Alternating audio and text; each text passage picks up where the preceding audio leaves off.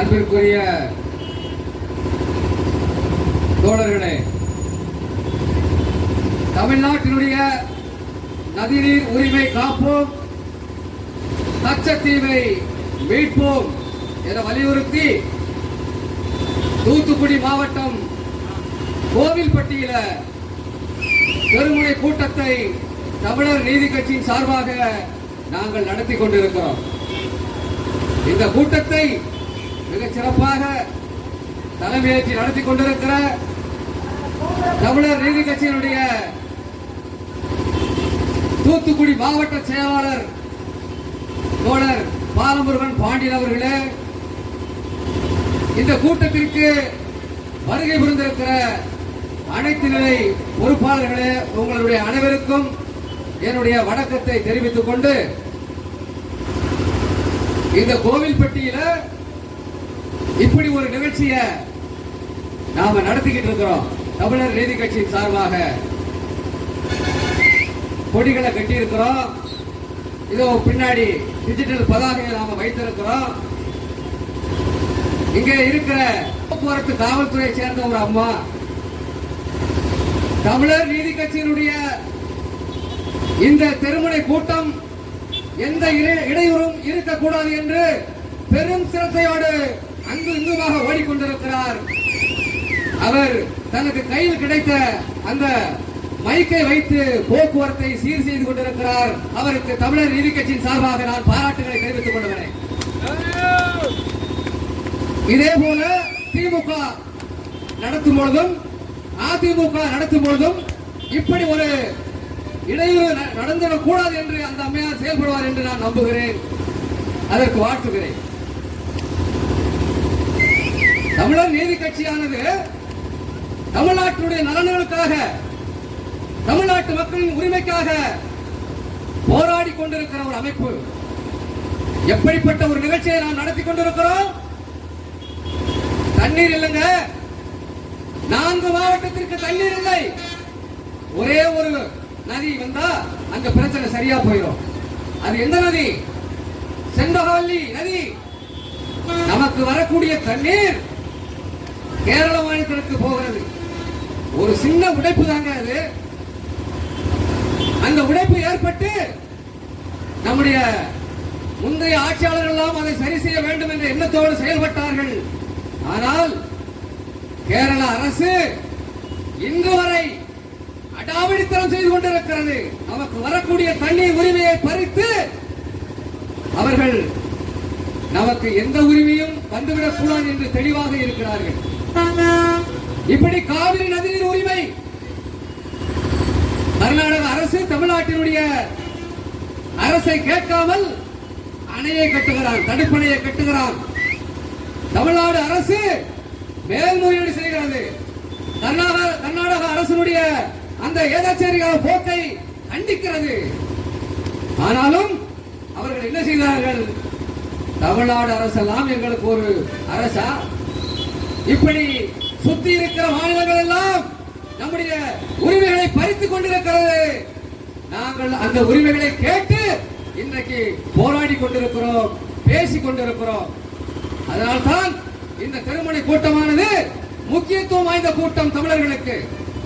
இதை இடையூறு ஏற்படுத்தும் விதமாக நடக்கக்கூடாது என்று நான் சொல்லிக் கொள்ள விரும்புகிறேன். என்ன செய்ய வேண்டும்? இன்றைக்கு எனக்கு முன்னால் பேசினவர்கள் எல்லாம் சொன்னார்கள், தமிழ்நாட்டினுடைய நதிநீர் உரிமைகள் எப்படியெல்லாம் பாதிக்கப்பட்டிருக்கிறது, எப்படி காவிரி நதிநீர் உரிமை பறிபோனது, எப்படி செண்பகவல்லி நதிநீர் உரிமை பறிபோனது என்றெல்லாம் பேசினார்கள். கச்சத்தீவு, இந்த கச்சத்தீவு நம்ம பேசினாலே தமிழ்நாட்டு மக்களுக்கு சிரிப்பாகி விடுகிறது. ஏனென்றால் இந்த ஆட்சியாளர்கள் தன்னுடைய தேர்தல் அறிக்கையில எங்காவது ஒரு மூலையில கச்சத்தீவை மீட்போம் என்ற ஒரு அறிக்கையை வெளியிட்டுவாங்க. அந்த அதோடு சரியா போச்சு. அதை மீட்பதற்கு நடவடிக்கை எடுப்பார்கள் என்றால் இல்ல. சட்டமன்றத்தில் நாடாளுமன்றத்தில் குரல் கொடுப்பார்கள் என்றால் இல்ல. மாறாக என்ன செய்து கொண்டிருக்கிறார்கள்? தமிழ்நாட்டினுடைய உரிமையை பற்றி அவர்களுக்கு அக்கறை இல்லை. தங்களுடைய பாக்கெட் நிறைந்தால் போதும், கனிம வளத்தை கொள்ளையடித்து சம்பாதித்து அடுத்த தேர்தலுக்கு இவர்கள் பாக்கெட்டை நிரப்புகிறார்கள். தமிழ்நாட்டில் உரிமை பற்றியவர்களுக்கு அக்கறை இல்லை. ஆகவேதான் நாம் பேச வேண்டிய சூழ்நிலை ஏற்படுகிறது.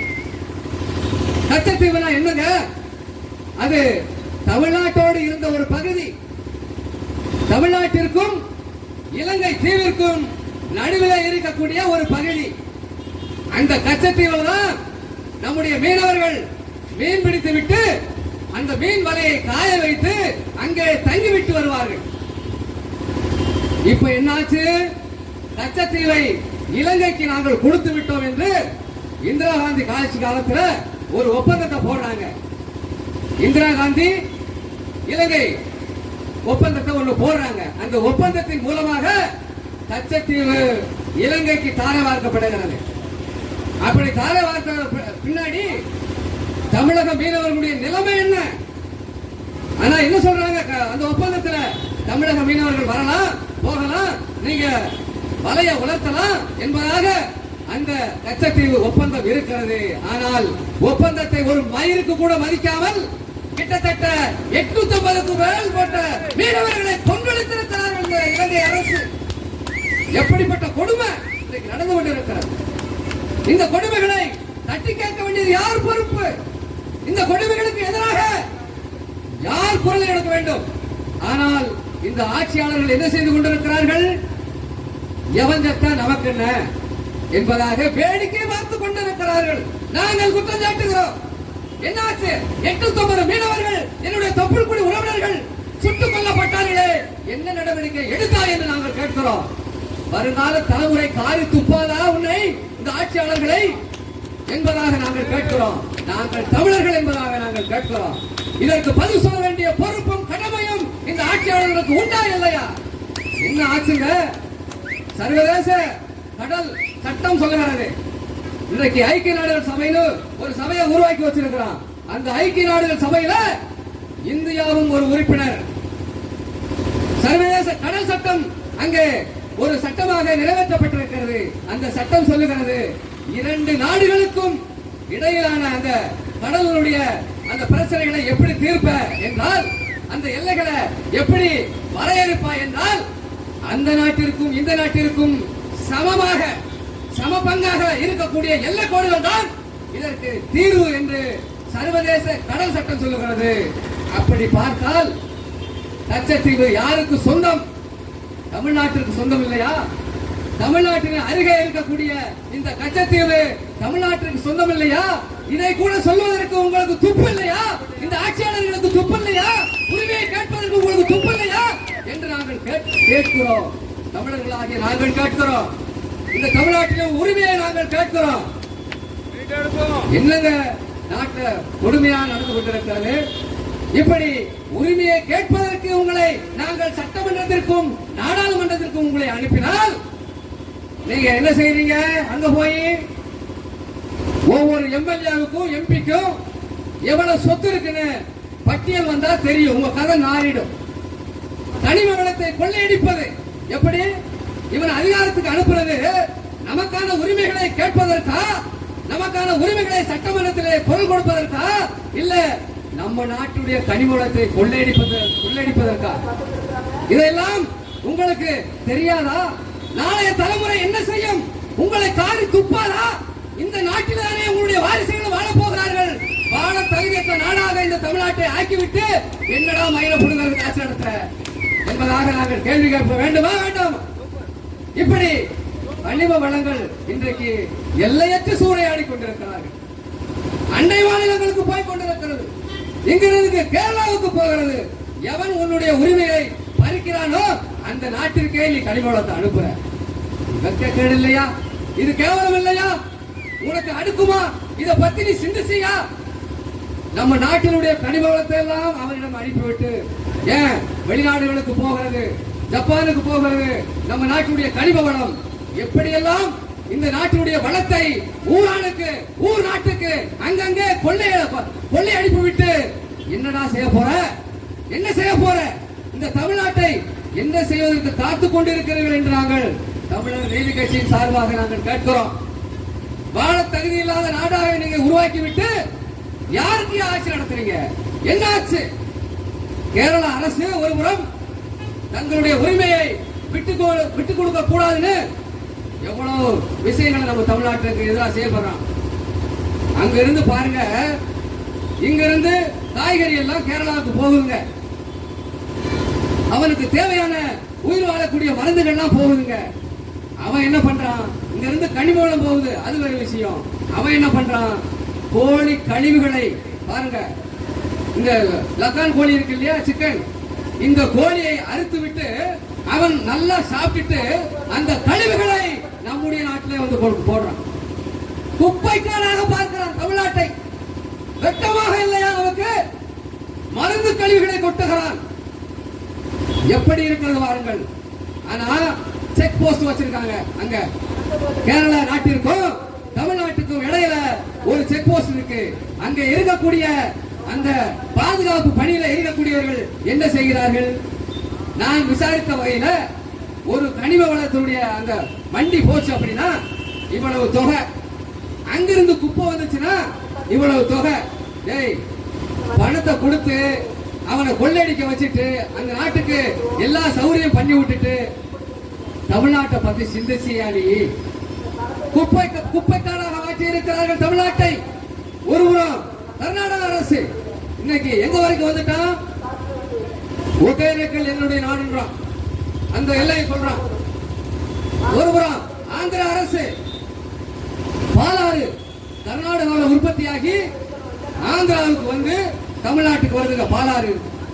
கிட்டத்தட்ட வட மாவட்டங்கள் 4-5 மாவட்டங்களுடைய தண்ணீர் தேவையை பூர்த்தி செய்கிற பாலாறு இன்னைக்கு என்னாச்சு? ஆந்திராக்காரன் அங்க ஒரு தடுப்பணையை கட்டிட்டான். தமிழ்நாட்டுக்கு வரக்கூடிய தண்ணி இனி வராது. வட மாவட்டங்களுக்கும் தண்ணி கிடையாது, தென் மாவட்டங்களுக்கும் தண்ணி கிடையாது. என்ன ஆச்சு? என்ன ஆகும்? நாளைக்கு இப்பவே வறட்சியான மாவட்டங்களாக உருவாகி இன்றைக்கு விவசாயம் செய்யக்கூடிய விவசாயிகள் நிலத்தை ரியல் எஸ்டேட்டுக்கு வித்துட்டு போறானா இல்லையா? நாளைக்கு சோத்துக்கு என்னடா செய்வ? வெளிநாடுகள்ல இருந்து இறக்குமதி ஆச்சு அப்படின்னா அடிமை ஆயிட மாட்டியா நீ? ஏற்கனவே பிரிட்டிஷ்காரனிடம் 300 ஆண்டுகள் அடிமையாக இருந்த, அதற்கு முன்னாடி படையெடுத்து வந்த விஜயநகர பேரரசிடம் கிட்டத்தட்ட 400 ஆண்டு அடிமையா இருந்த, வந்தவன் போனவட்டெல்லாம் அடிமையா இருந்த, உன் காலத்துக்கே அடிமையா இருக்கணும் விருப்பப்படுறியா? காலத்துக்குமே அடிமையா இருக்கணும்னு விருப்பப்படுறியா? அடிமை தலையிலிருந்து நாம் விலக வேண்டும் என்று தானே சுதந்திரத்துக்காக போராடி சுதந்திரம் பெற்றோம். இன்னைக்கு மீண்டும் ஒரு அடிமை நிலையை நோக்கி நாம் நகர்ந்து கொண்டிருக்கிறோம் என்கின்ற ஒரு உண்மையை இந்த தமிழ் சமுதாயம் புரிந்து கொள்ள வேண்டும். நாங்க இந்த நோட்டீஸ்களை கொண்டு போய் கடைக்கு கொடுத்தோம், மக்கள்கிட்ட கொடுத்தோம். இந்த மாதிரி தமிழ்நாட்டினுடைய நதிநீர் உரிமையை காப்போம், லட்சத்தீவை மீட்போம் என்கின்ற தலைப்பில் வச்சு நாங்கள் கொடுக்கும் போது அவர்கள் சொன்னார்கள், இதெல்லாம் நடக்கக்கூடிய காரியமா? வெறும் பேச்சிலையும் எழுத்துலையும் தான் இருக்குது. எத்தனை ஆட்சி மாற்றங்களை நாங்க சந்திச்சிட்டோம், ஆனா ஒண்ணும் நடக்கலையே என்பதாக விரக்தி அடைந்து பேசினார்கள் மக்கள். அந்த அளவுக்கு விரக்தி அடையக்கூடிய அளவிற்கு இந்த ஆட்சியாளர்கள் இந்த ஆட்சியை நடத்தி கொண்டிருக்கிறார்கள். அவர்களுக்கு என்ன தெரியுமா? இப்போ நாங்க இந்த திருமண கூட்டத்தை போடுறோம் தமிழர் நீதி கட்சி சார்பா. பாருங்க, ஒரு 10-15 பேர் இருக்கிறோம், எல்லாமே பொறுப்பாளர்கள். ஆனா என்ன சொல்லுவான்? கூட்டத்தையே காணும். இதெல்லாம் யாரு? மக்கள் பெருந்திரளாக இருந்து கவனித்துக் கொண்டிருக்கிறார்கள். ஆனா இந்த திராவிட கட்சிகள் என்ன செய்யுது தெரியுமா? 200 ரூபாங்க ஒரு ஆளுக்கு. கூட்டத்தை கூட்டி வந்து அவங்க என்ன கட்சியில இருப்பாங்கன்னே தெரியாது. இன்னைக்கு திமுகவுக்கு போவான், நாளைக்கு அதிமுகவுக்கு போவான், நாளை கழிச்சு மதிமுகவுக்கு போவான், அதுக்கு நாளை கழிச்சு என்னென்ன கட்சியோ இருக்கு அந்த கட்சிக்கெல்லாம் போவான். அந்த வேலையே இருக்கக்கூடாது. நீ உளப்பூர்வமாக தமிழ்நாட்டினுடைய விடுதலைக்காக, தமிழ்நாட்டினுடைய உரிமை காப்பதற்காக தமிழர் நீதி கட்சிக்கு வா, இல்லைன்னா வராம போ. உனக்கு அக்கறை இருந்தா வா. இதுதான் தமிழர் நீதி கட்சி. எங்களுடைய செந்தமிழ் போராளி தோழர் சுபா இளவரசன் இப்படித்தான் எங்களுக்கு அரசியல் கற்றுக் கொடுத்திருக்கிறார் என்பதை புரிந்து கொள்ள வேண்டும். கூலிக்கு மாரடிக்கிற கூட்டம் அல்ல இந்த தமிழர் நீதி கட்சி. உண்மையாக இந்த தமிழ்நாட்டின் உரிமைக்காக போராடுகிற ஒரு கட்சி தான் இந்த தமிழர் நீதி கட்சி. ஆக தமிழ்நாட்டினுடைய உரிமையை நசுக்குவதற்கு அண்டை மாநிலங்கள் வரிந்து கட்டிக்கொண்டு நம்முடைய உரிமைகள் எல்லாம் நசுக்குகிற வேலையை செய்து கொண்டிருக்கிறது. ஒரு பக்கம் இலங்கை அரசு கச்சத்தீவை ஒரு ஒப்பந்தத்தின் மூலமாக நம்முடைய மீனவர்களை கொலை செய்து கொண்டிருக்கிறது. உதாரணத்திற்கு காஷ்மீர்ல சுற்றுலா பயணிகளை கிட்டத்தட்ட 17 பேர் நினைக்கிறேன், சரியாக எனக்கு எண்ணிக்கை தெரியல. சுற்றுலா பயணிகளை பாகிஸ்தான் டெரரிஸ்ட் தீவிரவாதி சுட்டு கொண்டுட்டான். வன்மையாக கண்டிக்கத்தக்கது. இந்தியாவுடைய ஒரு உயிர் போனாலும் அதற்கு இந்தியா தக்க பதிலடி கொடுக்க வேண்டும் என்பதில் எந்த விதமான மாற்று கருத்தும் எங்களுக்கு இல்லை. அடிக்கணும்யா. இந்தியாக்காரன ஒருத்தர் அடிச்சாமனா, ஒரு நாட்டுக்காரன் அடிச்சாமனா அவனை சும்மா விடலாமா? ரத்தம் கொதிக்கிற நாமெல்லாம் இந்தியம் இல்லையா அப்படின்னு சொல்லி நம்முடைய மோடி என்ன செஞ்சாரு? ஆபரேஷன் சிந்தூர் என்று சொல்லி பாகிஸ்தானை அரட்டிட்டாருங்க. இன்னைக்கு பாகிஸ்தான்காரன் விலவெடுத்து போனான். அப்படிப்பட்ட ஒரு அடி. ஆபரேஷன் சிந்தூர் என்று பிரதமர் மோடி அவர்கள் ஒரு மிக துணிச்சலான ஒரு வேலையை செய்தார். நாங்க என்ன கேட்கிறோம்? 17 பேர் உயிரை பாகிஸ்தான் கொண்டதுக்கு நீ பாகிஸ்தான் மீது படையெடுத்தாயே, அவர்களை அடித்தாயே. 850 மீனவர்கள், தமிழக மீனவர்கள் சுட்டுக் கொல்லப்பட்டிருக்கிறார்களே. எங்கேயாவது இலங்கையை நீ ஒரு மிரட்டல், ஒரு அறிக்கை விட்டிருப்பையா? நாங்களும் இந்தியாக்குள்ள தானே இருக்கிறோம், நாங்க இந்தியர் தானே, எங்களுக்கும் பிரதமர் மோடி தானே, இல்ல வேற ஆளா? எங்களுக்கு பிரதமர் வேற ஆளா சொல்லுங்க, நாங்க கேட்கல. இப்படி தமிழ்நாட்டினுடைய மீனவர்களை இத்தனை பேர், ஆயிரக்கணக்கான பேர்களை சுட்டுக் கொண்டிருக்கிறார்கள். என்ன நடவடிக்கை எடுத்தீர்கள் மிஸ்டர் மோடி அவர்களே? ஆனா என்ன சொல்றீங்க? காங்கிரஸ் கட்சி தானே தாரவார்த்தான், எங்களுக்கு அதுக்கு என்ன சம்பந்தம் இருக்குது? காங்கிரஸ் கட்சி காலத்தில் தானே தாரவார்க்கப்பட்டது என்று மீண்டும் மீண்டும் அதையே சொல்லிக் கொண்டிருக்கிறீர்கள். என்ன தீர்வு? தீர்வை நோக்கி நகர வேண்டாமா? ஒரு சின்ன புள்ள பூச்சிங்க இந்த இலங்கை அரசு. ஒரு இந்தியாவுடன் ஒப்பிடும் பொழுது ஒரு சின்ன புள்ள பூச்சி எவ்வளவு வேலையில பண்ணிட்டு இருக்கான். 850 மீனவர்களை சுட்டு கொலை செய்திருக்கிறான். கச்சத்தீவை அவன் கச்சத்தீவு பக்கமே வரக்கூடாது என்று அவ்வளவு கவனமாக இருக்கிறான். அவருடைய அந்த ஒப்பந்தத்தையும் மீறி செயல்பட்டு கொண்டிருக்கிறான். மத்திய அரசு என்ன செய்து கொண்டிருக்கிறது? இதற்கு விரைவாக ஒரு தீர்வை எட்ட வேண்டும். இல்லை என்று சொன்னால் தமிழர் நீதி கட்சி மிகப்பெரிய அளவிலான போராட்டத்தை ஒருங்கிணைக்கும் என்று இந்த நேரத்தில் நான் எச்சரிக்கையோடு சொல்லிக் கொள்ள விரும்புகிறேன். போர் தொடுத்திருக்கணும்ல, உங்களுடைய அந்த நியாயத்தின்படி இலங்கை மீது போர் தொடுத்திருக்கணும்ல. 850 மீனவர்களுங்க இந்தியாவுக்குள்ளதான் நாங்க இருக்கிறோம். அவங்க சுட்டுக் கொள்ளும் போது இவன் எப்படி தெரியுமா தலைப்பு போடுவான் பத்திரிகையாளர்கள்? தமிழக மீனவர்கள் சுட்டுக் கொலை. நாங்க இந்தியாவுக்குள்ள இருக்கோமா இல்லையா? நீங்க தான் சொல்லணும். இதுக்கு மேல தமிழர் நீதி கட்சி இந்த கச்சத்தீவு விவகாரத்தை சும்மா விடாது. தமிழ்நாட்டினுடைய உரிமைகளை கேட்டு தொடர்ச்சியாக போராடி கொண்டிருக்கும். தமிழர் நீதி கட்சியானது தமிழ்நாடு முழுவதும் தன்னுடைய கிளைகளை நாங்கள் பரப்பி வருகிறோம். தமிழ்நாட்டுடைய உரிமைக்காக தொடர்ச்சியாக நாங்கள் போராடுவோம் என்று இந்த நேரத்திலே சொல்லிக்கொண்டு நம்முடைய தூத்துக்குடி மாவட்ட செயலாளர் தோழர் பாலமுருகன் பாண்டியன் அவர்கள் பெரும் சிரத்தையோடு நடத்தினார். அடுத்தடுத்து எங்களுக்கு நிகழ்ச்சிகள் இருக்கிறது. அடுத்து தென்காசி மாவட்டம் கடையநல்லூர்ல இந்த திருமண கூட்டத்தை நடத்துவதற்கு தீர்மானித்திருக்கிறோம். அதே போல தஞ்சை மண்டலத்திலும் ஒரு கூட்டத்தை நடத்துவதற்கு தீர்மானித்திருக்கிறாங்க. அரியலூர் மாவட்டத்தில் தொடர்ச்சியாக இந்த திருமண கூட்டம் நடந்து கொண்டிருக்கிறது. அதாவது தமிழ்நாட்டினுடைய மக்களுக்கு முன் எப்போதும் இல்லாத அளவிற்கு கடுமையான நெருக்கடி வந்திருக்கிறது என்பதை நாம் புரிந்து கொள்ள வேண்டும். வட மாநிலத்தவர்கள் வருகை பெருமளவு இருக்கிறது. ட்ரெயின்ல ஏறினாலே அவனுடைய தொந்தரவு தாங்க. ட்ரெயினே அவனுக்காக தான் விட்டுருக்காங்கன்னு நினைக்கிறேன். தமிழர்கள் நிம்மதியாக இந்த ட்ரெயின்ல போக முடியல. அந்த அளவிற்கு அவன் டிக்கெட் எடுக்கிறது கிடையாது. அந்த அளவிற்கு இந்த பாக்குகளை போட்டுட்டு புளிச்சு துப்பிக்கிட்டு இந்த வடமாநிலத்தவர்களுடைய வருகை தமிழ்நாட்டிற்கு அதிகரித்திருக்கிறது. அதை விட கொடுமை என்னவென்றால் கிட்டத்தட்ட 7 லட்சம் பேருக்கு இங்கே வாக்குரிமை கொடுக்கப்பட்டிருக்கிறது. இதெல்லாம் சாதாரண விஷயம் கிடையாது. ஓட்டுரிமை கொடுத்துட்டான். நாளைக்கு இன்னைக்கு எப்படி எங்கிருந்தோ வந்த கருணாநிதி குடும்பத்தினர் இன்னைக்கு தமிழ்நாட்டை ஆண்டு கொண்டிருக்கிறார்களோ, நாளைக்கு வட மாநிலத்தவர் தமிழ்நாட்டை ஆளுவான். எந்த விதமான மாற்று கருத்து கிடையாது. நமக்கு என்ன தெரியுமா, நம்ம சாதி சண்டை போட்டுக்கிட்டு இருப்போம். நான் இந்த சாதி, நான் அந்த வசந்த சாதி. நீ என்ன வசந்த சாதியா இருந்தாலும் உன்னை நீ ஆள முடியாதா ராசா. இன்னைக்கு வேறு மாநிலத்துக்கார ஆண்டு போயிருவான். நாம சாதியை மறுத்து தமிழர்களாக ஒன்றிணைந்தால் மட்டும்தான் தமிழர்கள் தமிழ்நாட்டை ஆள முடியும் என்கின்ற அந்த எண்ணத்தை நாம் உருவாக்க வேண்டும். அதைத்தான் தமிழர் நீதி கட்சி தொடர்ச்சியாக நாங்கள் விதைத்துக் கொண்டே இருக்கிறோம். தமிழர்கள் மத்தியில சாதியை மறுத்து வா, சாதியால் ஒரு சாதியால் ஒன்றும் சாதிக்க முடியாது, சாதி சண்டை போட்டு சாதிய கொலைகள் செய்வதற்கு வேணா இது உதவலாமே தவிர இணக்கமாக வாழ்வதற்கு உதவாது. நம்முடைய சண்டைகளில் தான் அந்நியர்கள் இந்த ஆட்சியை நடத்தி கொண்டிருக்கிறார்கள்.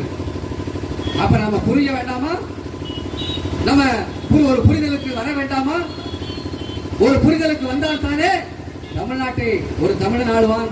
அப்படி ஆளும் பொழுதுதானே நம்முடைய உரிமைகள் பாதுகாக்கப்படும். நாம இப்ப என்ன பண்ணிட்டு இருக்கோம்? மாற்றான இடத்திலே கோரிக்கை வைத்துக் கொண்டிருக்கிறோம். ஒவ்வொரு பிரச்சனைக்கும் கோரிக்கைங்க.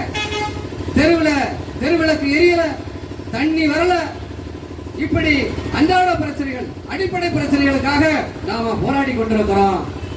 அரசியல் அதிகாரம் குறித்து நம்மிடத்திலே எந்த விழிப்புணர்வும் இல்லை. தமிழ்நாட்டு மக்களிடம் எந்த விழிப்புணர்வும் இல்லை. வட மாநிலத்துக்காரன் நாளைக்கு ஆட்சியை கைப்பற்றிடுவான். நீ என்ன பண்ணுவ? சாதி சண்டைகளை போட்டுக்கிட்டு இருப்ப. வேற என்ன பண்ணுவ? ஒண்ணுமே பண்ண முடியாது. இங்க இருக்கக்கூடிய கோவில்பட்டி என்பது ஒரு பெரிய நகரம். சிப்காட் இங்க இருக்குது. அந்த சிப்காட்ல தமிழ்நாட்டு மக்களுக்கு, இளைஞர்களுக்கு வேலை இருக்கா? இல்ல. எல்லாம் வெளி மாநிலத்துக்காரன் ஆக்கிரமிப்பு செஞ்சுட்டான். இதெல்லாம் நாம புரிஞ்சுக்கணும். நாங்க இந்த நிகழ்ச்சியில ஒரு முக்கியமான கோரிக்கைகளை வச்சிருக்கிறோம். கோவில்பட்டி, தூத்துக்குடியில் இருக்கக்கூடிய சிப்காடுகள்ல தமிழ்நாட்டு மக்களுக்கு முன்னுரிமை கொடுக்கணும். தமிழ்நாட்டு மக்களுக்கு முன்னுரிமை கொடுத்து இங்க இருக்கிற அந்த இளைஞர்கள், படித்த இளைஞர்கள் வெளிநாடுகளுக்கும் வெளி மாநிலங்களுக்கும் வெளி மாவட்டங்களுக்கும் போகக்கூடிய நிலைமையை தடுத்து நிறுத்தணும். அப்படின்னா இங்க உள்ளூர்ல இங்க இருக்கக்கூடிய சிப்காடுகள்ல இது நம்முடைய வளம், இது நம்முடைய தண்ணீர் வளத்தை எல்லாம் பயன்படுத்திட்டு தான் இங்க இந்த தொழிற்பேட்டை உருவாகுது. அப்ப நம்ம என்ன செய்யணும்? இந்த அரசு இங்க இருக்கக்கூடிய மக்களுக்கு அந்த வேலை வாய்ப்புகள்ல முன்னுரிமை கொடுத்தால் தான் இங்கிருந்து வேறு மாவட்டங்களுக்கு போகக்கூடிய ஒரு சூழ்நிலைகளை தடுக்க முடியும். அப்படிப்பட்ட ஒரு கோரிக்கையை தமிழர் நீதி கட்சியின் சார்பாக நாங்கள் வைத்திருக்கிறோம். உள்ள வட மாநிலத்தினுடைய ஆக்கிரமிப்பு பாருங்க. ஒரு சின்ன உதாரணம். ஒரு குடும்பத்திலிருந்து வாரான் இந்த வட மாநிலத்துக்காரன். இங்க வந்து என்ன பண்றான்? ஒரு வாடகைக்கு எடுத்து ஒரு கடையை வைக்கிறான். ஒண்ணு இல்லைங்க, ஒரு தெருவில் ஒரு பானிபூரியை போட்டுதான். நம்ம கலாச்சாரமே மாறி போச்சு. நம்ம பேபுள்ள பானிபூரி கடையில் தான் போய் இருக்கிறான். தவறு இல்லை, சாப்பிடலாம், அதெல்லாம் ஒண்ணு இல்லை. ஆனால் அடுத்தடுத்து அவர்கள் வளரும் போது நம்முடைய தமிழ்நாட்டு மக்களுடைய அந்த வணிகம் பாதிக்கப்படும். ஏற்கனவே ஆன்லைன் வர்த்தகத்தினால நம்முடைய வணிகர்கள் எந்த அளவுக்கு பாதிக்கப்பட்டிருக்கிறார்கள் என்று தெரியும். இந்த வட மாநிலத்தவர்களும் அங்கிருந்து வரும்பொழுது அங்கிருந்து நேரடியாக அவருடைய கொள்முதலை இங்க இறக்கிறாங்க. டெல்லி, குஜராத், ராஜஸ்தான் போன்ற மாநிலங்களில் இருக்கக்கூடிய அந்த ஹோல்சேல் இருக்கக்கூடிய அந்த பொருளை இங்க கடையை வாடகைக்கு எடுத்து நம்முடைய தமிழ்நாட்டு வணிகர்களுடைய வணிகத்தை, அதாவது அவருடைய வாழ்க்கையை சீரழிக்கக்கூடிய ஒரு நிலைமை இருக்கிறது. அதை நாம் புரிந்து கொள்ள வேண்டும். ஆகவேதான் தமிழர் நீதி கட்சி வடமாநிலத்தினுடைய வருகையை கட்டுப்படுத்த வேண்டும் என்று சொல்லுகிறது. வடமாநிலத்தவர்களுக்கு தயவு செய்து நான் சொல்லுகிறேன், வடமாநிலத்தவர்களுக்கு கடைகளை கொடுக்காதீங்க. அவர்கள் பிழைத்து விட்டு போகட்டும். நம்ம எந்த மாற்று கருத்து இல்லை. நாளைக்கு நீங்க என்ன பண்ணுவீங்க? இன்றைக்கு சூப்பர் மார்க்கெட், வால்மார்ட் என்று பன்னாட்டு நிறுவனங்கள் இன்றைக்கு இங்க உள்ள வந்துட்டான். உள்ள வந்து நம்ம இருக்கக்கூடிய வணிகர்களுடைய அந்த ஒரு சிறு கடைகளை கூட ஒழிக்கக்கூடிய ஒரு நிலைமை இருக்குது. அதெல்லாம் நீங்க புரிஞ்சுக்கணும். அடுத்தடுத்து அவங்களுடைய வருகை வரும்பொழுது தமிழ்நாட்டு மக்கள், தமிழ்நாட்டு வணிகர்கள் இங்க எந்த கடையும் வைக்க முடியாத ஒரு சூழ்நிலை உருவாகிடும் என்று நாங்கள் தமிழர் நீதி கட்சியின் சார்பாக எச்சரிக்கிறோம். இந்த எச்சரிக்கையை புரிந்து கொண்டு தமிழர் நீதி கட்சிக்கு நீங்கள் ஒத்துழைப்பு கொடுக்க வேண்டும். நாங்கள் சும்மா வாய்க்கு பேசிட்டு போறவங்க அல்ல. தமிழ்நாட்டை அடுத்து ஆளக்கூடியவர்கள் தமிழர் நீதி கட்சி தான் ஆளும் என்று சொல்லி வாய்ப்புக்கு நன்றி கூறி இவ்வளவு நேரம் தமிழர் நீதி கட்சியினுடைய இந்த தெருமுனை கூட்டத்தை கேட்டுக்கொண்டிருந்த அனைத்து வணிகர்களுக்கும், அனைத்து பயணிகளுக்கும், பொதுமக்களுக்கும், இந்த ஒலிபெருக்கியை அமைத்துக் கொடுத்த ஒலிபெருக்கி உரிமையாளர்களுக்கும், இங்கே கலந்து கொண்ட அனைத்து நிலை தமிழர் நீதி கட்சியினுடைய பொறுப்பாளர்களுக்கும், எங்களுக்கு தகுந்த பாதுகாப்பு அளித்த காவல்துறை நண்பர்களுக்கும் நன்றி கூறி தமிழரின் தாகம், தமிழ் தேசிய தாயகம். நன்றி, வணக்கம். சாதிகளை மறுப்போம், தமிழர்களாக வாழ்வோம். தமிழர் நீதி கட்சி நடத்தும் தமிழ்நாட்டின் நதி நீர் உரிமை காப்போம், கச்சத்தீவை மீட்போம் என்பதை குறித்து இன்றைய திருமண கூட்டம் கோயில்பட்டியில் நடந்து கொண்டிருக்கிறது.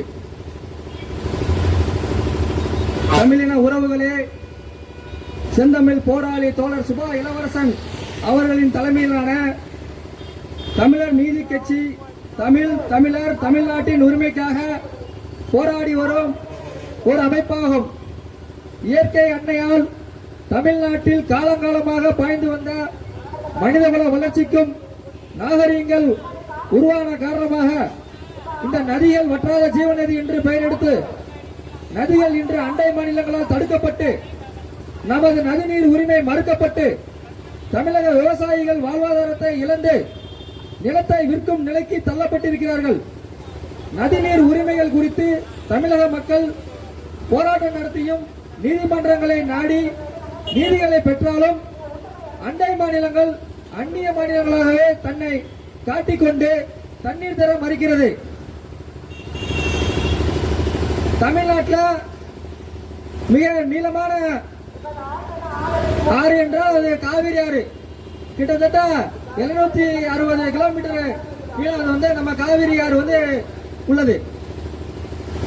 நம்ம முன்னோர்கள் கல்லணையை கட்டியிருக்காங்க. கரிகால சோழன் காவிரி ஆற்றை வந்து இடையில மறிச்சு பல லட்சம் ஏக்கர் விவசாய நிலங்கள் விவசாயம் செய்யும் அளவுக்கு நம்மளுடைய நதிநீரை சீர்படுத்தி நீர் மேலாண்மையை வந்து அந்த காலத்துல நம்ம வந்து கல்லணையில வந்து நம்ம கட்டி அதை சீர்படுத்தி நம்ம விவசாயிகளுக்கு விவசாயம் பண்ண அந்த நீரை வந்து சரியா பண்ணியிருக்காங்க.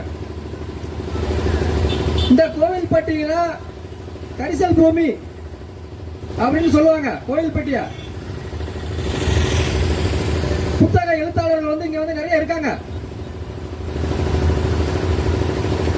கரிசல் பூமி நாயகர் சொல்லி இந்த கோயில்பட்டியில எழுத்தாளர் வந்து இங்க பிரபலமான எழுத்தாளர்கள் இருக்காங்க.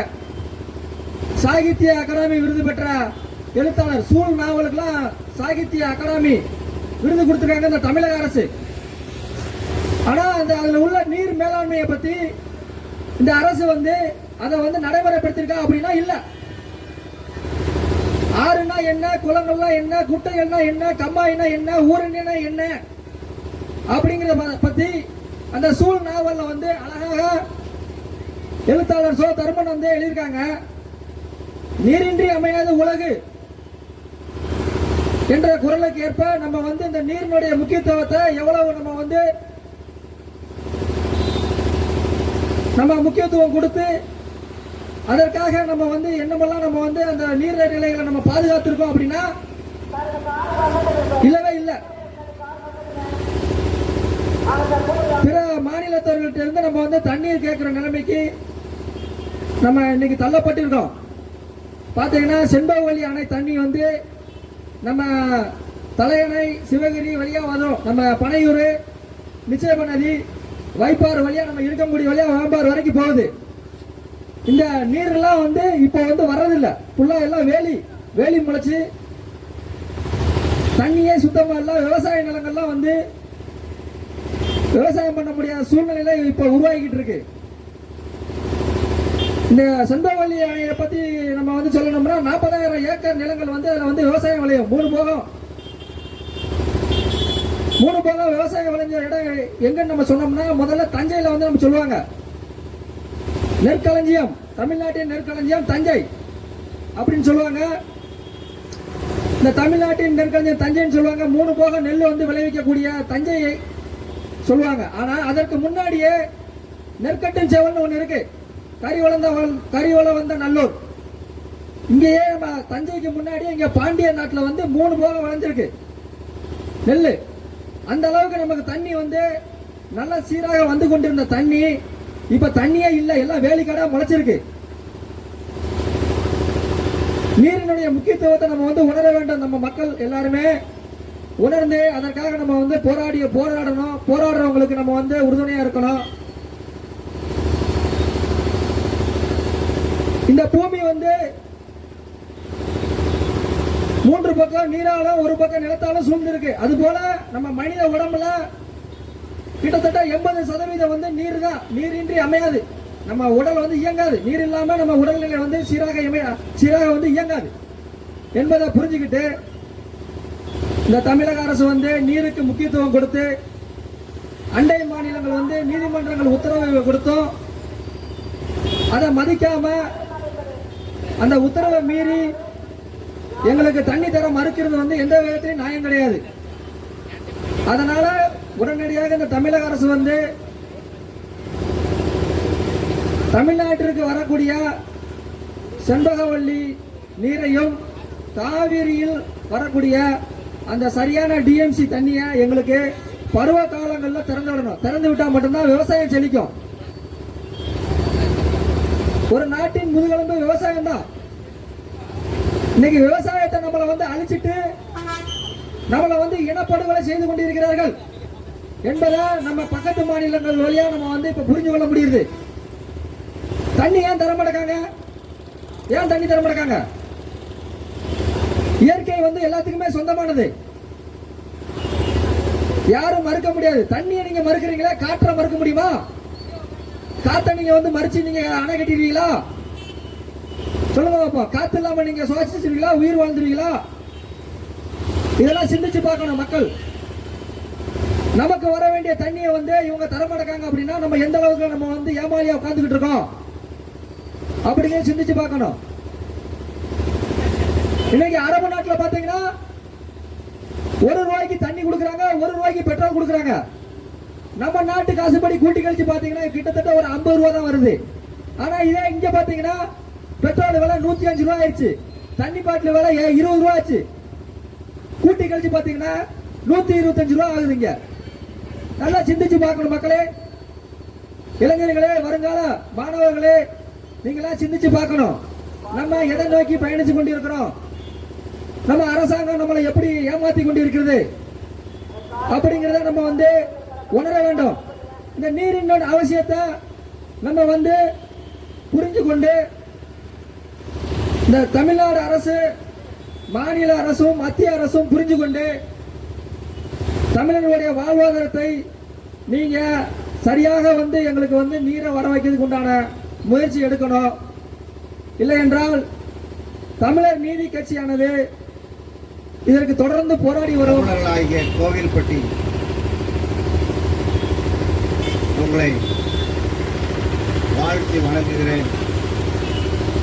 இந்த நேரத்தில் இரண்டாவது ஒரு 5-6 பேர் இங்கே கூடியிருக்கிறாங்க. என்னமோ ஒரு கட்சி கொடி பறக்குது. இதெல்லாம் நீங்கள் வேடிக்கை பார்த்துக்கலாம். புதுசாக இந்த கொடி பறக்குது. இவங்க யாரு, எங்கேருந்து வந்தவங்க எல்லாம் ஒரு தோண்டலாம். இது தமிழர் நீதி கட்சி, அரியலூர் மாவட்டம் ஜெயமண்டலத்தில் இதனுடைய தலைமை அலுவலகருக்கு தமிழர்களுக்காகவே போராடுகிற இந்த தமிழர் நீதி கட்சி முதலாக இந்த கோயில்பட்டியிலே நாங்கள் ஆரம்பித்திருக்கிறோம். இதில் என்ன இந்த கட்சியினுடைய நோக்கம்? தமிழ்நாட்டினுடைய பொருளாதாரம், தமிழ்நாட்டுடைய நீர்நிலைமைகள், தமிழ்நாட்டுடைய வழிஸ்தலங்கள், தமிழ்நாட்டுடைய தாது பொருட்கள் எல்லாம் கொள்ளையடித்துக் கொண்டே இருக்கிறார்கள். நான் இந்த பஸ் ஸ்டாண்ட்ல பார்த்தேன், வெள்ளரிக்காய் விற்கிறாங்க. தன்னுடைய ஒரு ஜான் வைத்த அவங்களால நிரப்புறதுக்கு என்ன போராட்டம் பண்றாங்க? வயல்பட்டி மக்களே கேளுங்க. அதனுடைய ஒரு ஜான் வயிற்றிற்காக வேலை கிடையாது. தமிழ்நாட்டில் எல்லாருக்கும் வேலை கொடுக்க முடியல. தமிழ்நாட்டில் எல்லா விவசாயம் செத்து போச்சு. அன்றாடைய அவங்களுடைய தேவைகளுக்கு அவங்களுடைய ஒரு ஜான் வயிற்றை நிரப்புறதுக்கு வெள்ளரிக்காய் அந்த பஸ்ல எவ்வளவு ஸ்பீடு வந்தாலும் அது போராடி அவருடைய வாழ்க்கையை நடத்தி கொண்டிருக்கிறான். கோயில்பட்டி, என் இனமான கோயில்பட்டி ஜனங்களே, நன்றாய் கவனித்துக் கொள்ளுங்கள். தமிழ்நாட்டுடைய வளங்கள், தமிழ்நாட்டுடைய மக்கள் அழைந்து கொண்டிருக்கிறார்கள். ஒவ்வொரு நாளும் தமிழ்நாட்டிலேயே எத்தனை குடித்துவிட்டு பல இளைஞர்கள் மரித்துக் கொண்டிருக்கிறார்கள். தமிழ்நாட்டுடைய மது போதையினால் ஆக்சிடென்ட், சாவுகள், பலருடைய இளம் பெண்கள் தாலி இல்லாமல் பிள்ளைகளோடு அனாதையாய் வாழ்ந்து கொண்டிருக்கிறார்கள். அந்த பிள்ளைகளுடைய நிலைமை என்ன? இதையெல்லாம் நாம் தமிழர்களை நாம் சிந்திச்சோமா? அடுத்த குடியானவன் குடித்து விட்டு அவன் எங்கேயோ மரித்து போகிறான். அதனுடைய குடும்பங்கள் என்ன ஆகும்? இதையெல்லாம் தமிழ்நாட்டுடைய படித்த இளைஞர்கள் நீங்கள் யோசிக்கணும். ஒவ்வொரு யோசிக்கணும். தமிழ்நாட்டில் சொல்லுவாங்க, என்ன வளம் இல்லை என்ற திருநாட்டில் என் கையை ஏந்த வேண்டும் வெளிநாட்டில் சொல்லி தமிழ்நாட்டை அவ்வளவு பெருமையா படிச்சிருக்கான். நம்ம நாட்டில் இல்லாத வளங்களா? நம்ம நாட்டில் இல்லாத எல்லா தண்ணியா? இங்க பாருங்க, காவேரிக்காக பல இந்த திராவிட அரசுகள் மாறி மாறி போராட்டம் பண்ணிக்கிட்டே இருக்கு.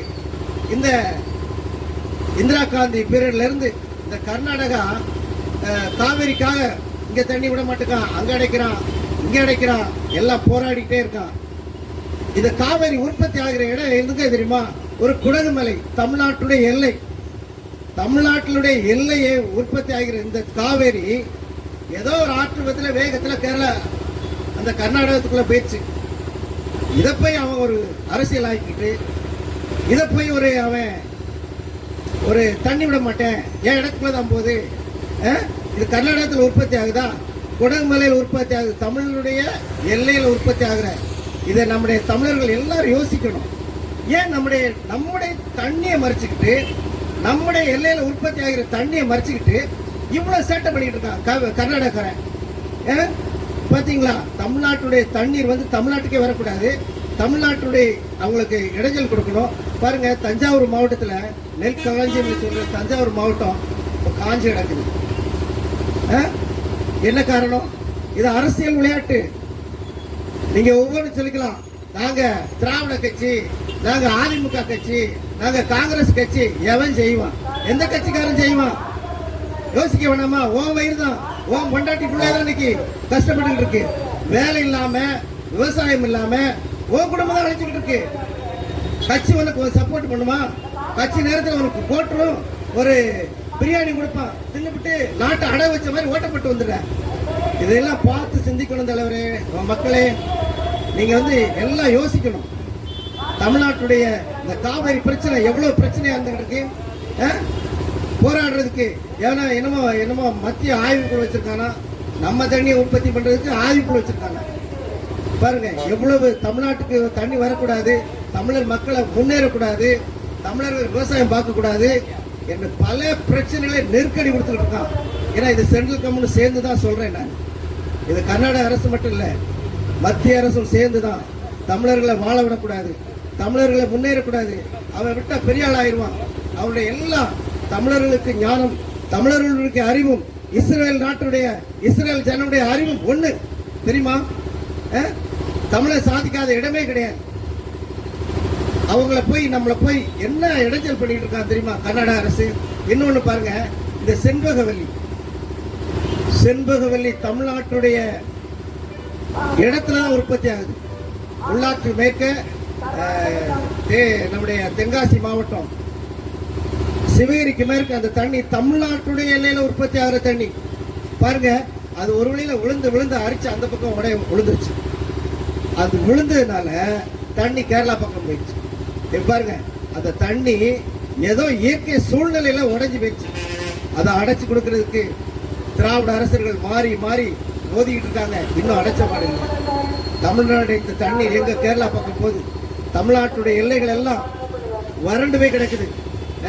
கிழக்கு நோக்கி வர்ற தண்ணி எல்லாம் நானே லாஸ்டா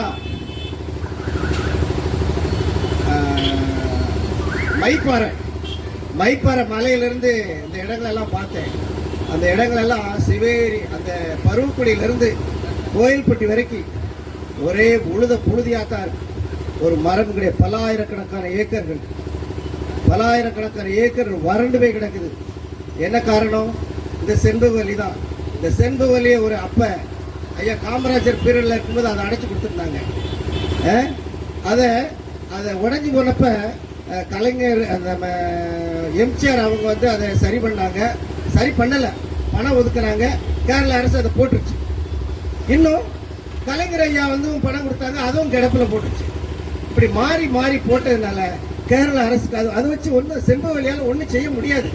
அந்த தண்ணி வீணா அந்த கேரளாவில் இருக்கிற அம்பை ஐயப்பன் கோயிலுக்கு போறவங்க எல்லாருக்கும் தெரியும். அம்பையில குளிச்சுட்டு தான் அந்த கோயிலுக்கு போவாங்க. அந்த தண்ணி நம்முடைய தண்ணி.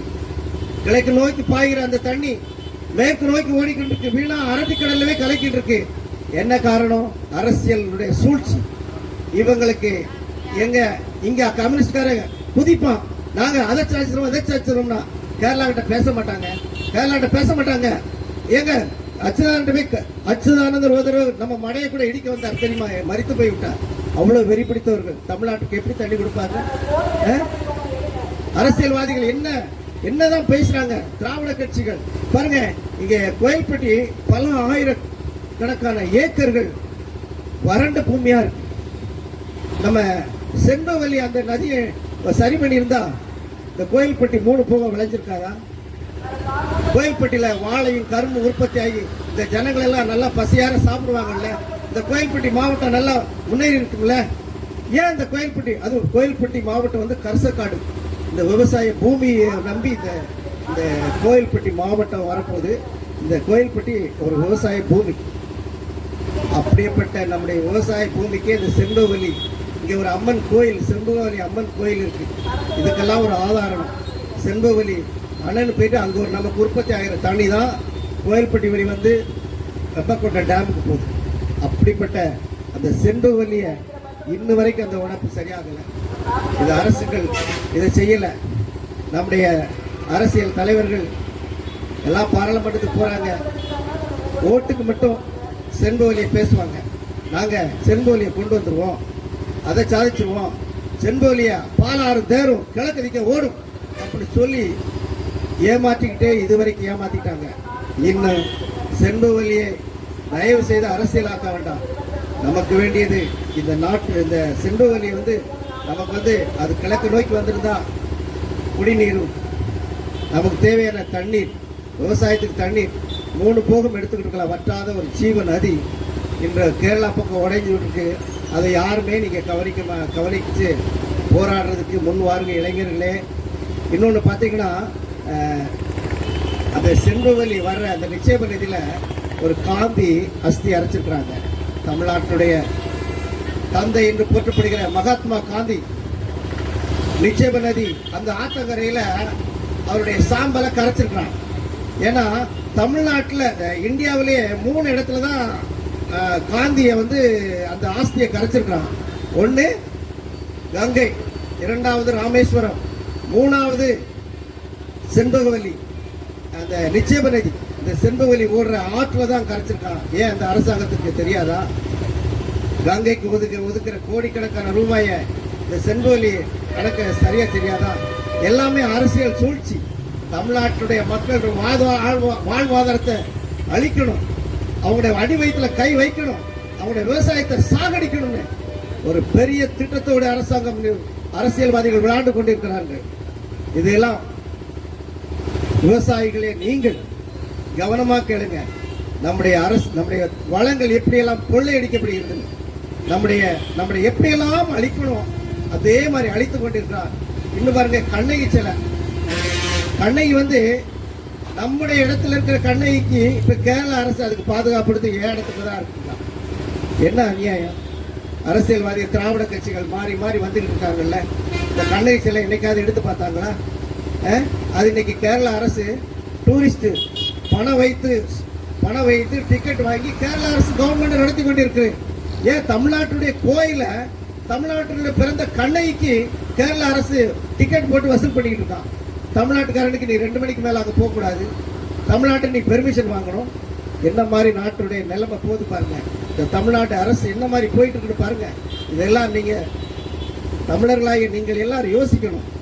நம்முடைய இடங்க, நம்ம யார் சொத்து நம்ம கேரள அரசு புடுங்கல, கர்நாடகா சொத்து நம்ம புடுங்கல, எந்த அரசுக்கு நம்ம கடன் வாங்கல. நம்ம இடத்தை அகபரிச்சுக்கிட்டு நம்முடைய தண்ணிகளை வச்சுக்கிட்டு அவன் விளையாண்டுகிட்டு இருக்கான். ஏன் இந்த அரசியல்வாதிகளுக்கு தெரியலையா? திராவிட கட்சி தானே, திராவிடம் பேசுகிற இந்த அரசியல்வாதிகள் ஏன் அவங்களுக்கு கண்ணு தெரியல? ஏன் நம்முடைய வளங்களை கொள்ளையடிக்கும் போது அவங்களுக்கு கண்ணு தெரியல? எல்லாம் யோசிக்க வேணாமா? மக்களாகிய நீங்கள் நன்றா யோசிக்க வேண்டும்.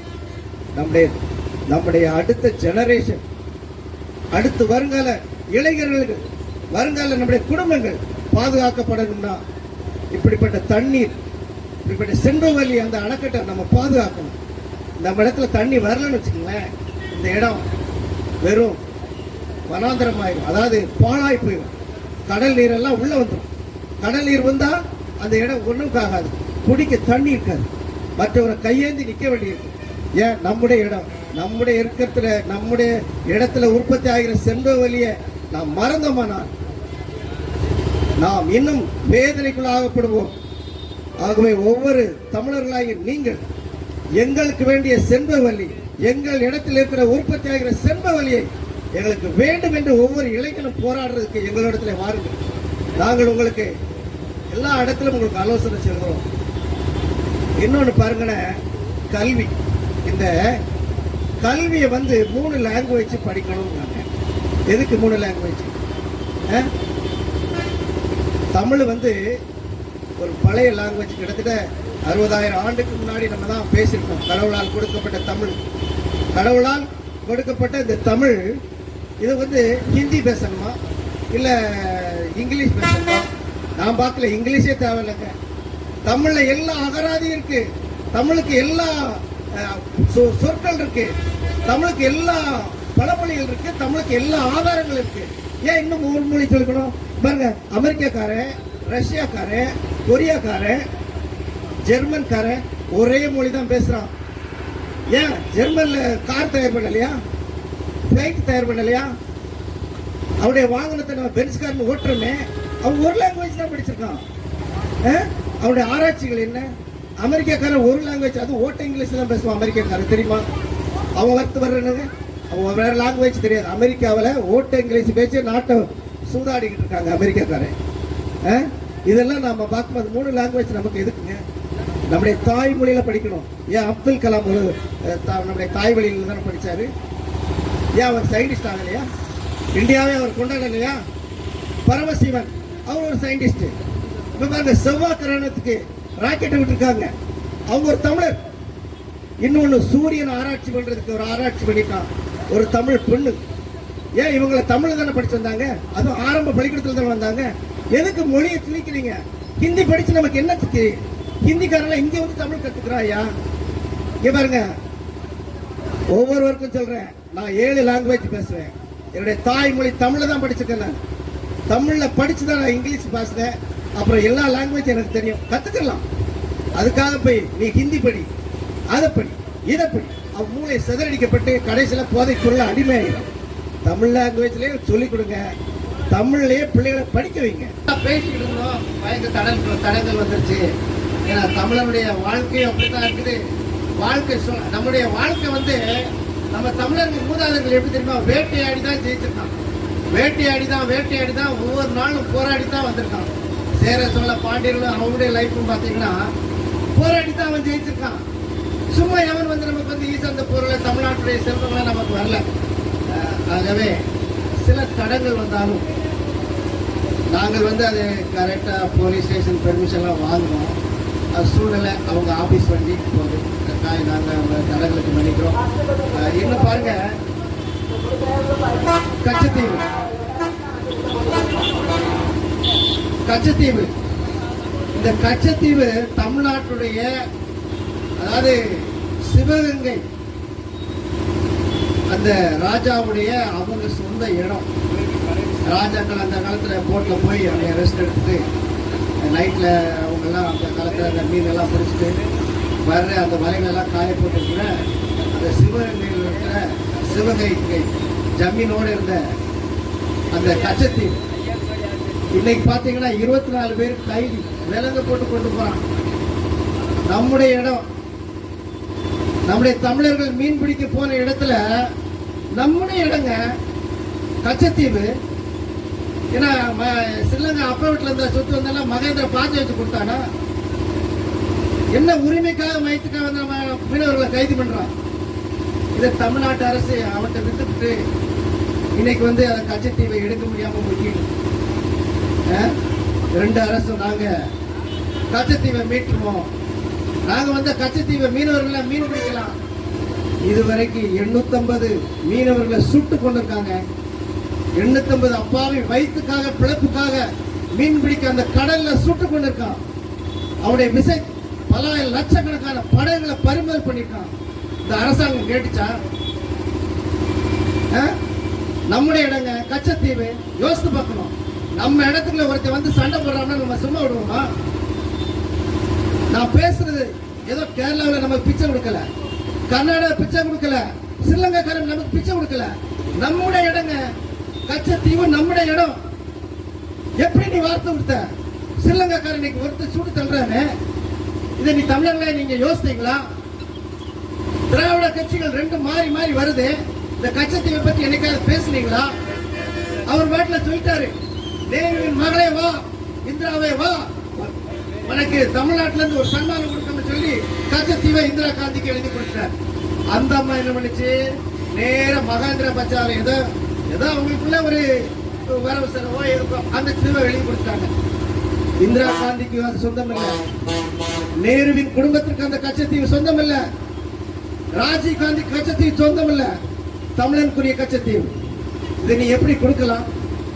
பாருங்க, தமிழ்நாட்டுக்காரி அந்த வலையில போய் நைட்ல மீன் பிடிக்கிறவங்க அந்த பக்கம் போனா அது இந்த நில வெளிச்சத்துல வலையை காய போட்டு ரெஸ்ட் எடுத்துட்டு அதில் மீன் பிடிச்சிட்டு அழகா தமிழ்நாட்டில் வந்து மீனை பிடிச்சிருப்பான். அவனுடைய வாழ்வாதாரமே போச்சு. மீனவன் போனா சுற்றுறான். ஏன் எத்தனை ஸ்ரீலங்காக்காரன் வரான்? ஏன் தமிழ்நாட்டில் சுட தெரியாதா? எத்தனை மீனவன் எல்லாம் உள்ளக்குள்ள வரான்? ஏன் தமிழ்நாடு அவன் அன்போடு உழைச்சு பாதுகாக்குது? ஏன் இந்த ஸ்ரீலங்கா கவர்மெண்ட் அவ்வளவு வெறியாட்டம்? தமிழை எங்க போனாலும் வெறியாட்டம், தமிழனை எங்க போனாலும் சுடுறான். ஆந்திராவுக்கு போனான், செம்மரக்கட்டை எடுக்கிறது போலங்க, சும்மா போனவனை 20 சுட்டு பண்ணிவிட்டாங்க. ஏன் ஆந்திராக்காரன் விடுவானா? இப்ப சமயத்தில் நடந்த கேரளாவில் ஒரு பொண்ணு அந்த ஓமன் தேசத்துல அந்த ஓமன் நாட்டுடைய ஒரு மனுஷனை கொன்னதும் இல்லாம கந்தா வெட்டி அந்த தட்டிக்குள்ள போட்டான். அவளுக்கு அந்த நாட்டின் சட்டப்படி தூக்கு தண்டனை, தலையை வெட்டணும். கேரளா கவர்மெண்ட் விடுதா? தப்பு பண்ணவளை கேரளா கவர்மெண்ட் விட்டுச்சா? நம்முடைய கேரளா பொண்ணு சாகக்கூடாதுன்னு சொல்லி எவ்வளவு போராட்டம் பண்ணி இன்னைக்கு விடுதலை வாங்கிட்டாங்க. ஒரு கேரளா பொண்ணு. இந்த மாதிரி நமக்கு உணர்வு வர வேணாமா? தமிழர்களாக நாம் நம்முடைய இடங்களை பறிகொடுத்து விட்டு, நம்முடைய உயிர்களை பறிகொடுத்து விட்டு, நம்முடைய வாழ்வாதாரங்களை எல்லாம் அடகு வைத்து விட்டு, இன்னும் அரசியல்களே நாங்கள் அந்த கட்சி தான் இந்த கட்சி தான் என்று போட்டி போடுகிற நம்முடைய ஜனங்களுக்கு இது ஒரு எச்சரிக்கையாக இருக்கட்டும். நம்முடைய வாழ்வாதாரங்களை அடுத்த ஜெனரேஷனுக்கு நம்ம கொண்டு போனுங்க.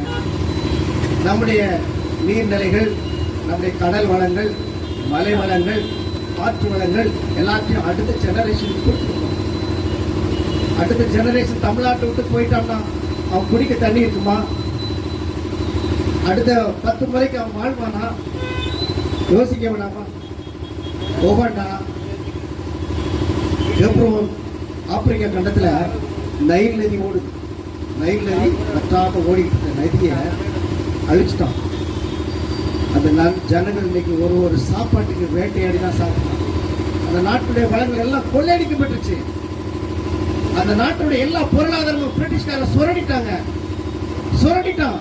அது அந்த நைல் நதி பாய்கிற அந்த தென் அமெரிக்கா, அந்த மிடில் ஈஸ்ட், அந்த நாடுகள் எல்லாம் இன்னைக்கு ஏழ்மை நாடா இருக்கு. யானையை வேட்டையாடி சாப்பிடுறதும், சாப்பாடு இல்லை, அரிசி சாப்பாடு இல்லை. அவ்வளவு அந்த ஜனங்களை அந்த அந்த இடத்துல இருந்து அழிச்சிட்டோம். அவங்க எப்படா வெளியே போவாங்க? இந்த ஆப்பிரிக்கா கண்டத்தை எப்படா, இந்த இங்கிலாந்துக்கார எப்படா அதை கைப்பற்றலாம்? எல்லா அரசுகளும் அந்த இடத்தை கைப்பற்றுறதுக்காக அவங்களுடைய வாழ்வாதாரம் எல்லாம் செத்து போனான். அதே மாதிரி தமிழ்நாட்டுக்கு வரும். தமிழ்நாட்டுடைய எல்லைகள், தமிழ்நாட்டுடைய நமக்கு எங்களுடைய இயற்கை வளங்கள் எல்லாம் ஒரு நாள் இழந்தால் நாமும் அதே நிலைமையெல்லாம் தள்ளப்படுவோம். நம்ம எல்லாரும் சிந்திக்கணும்.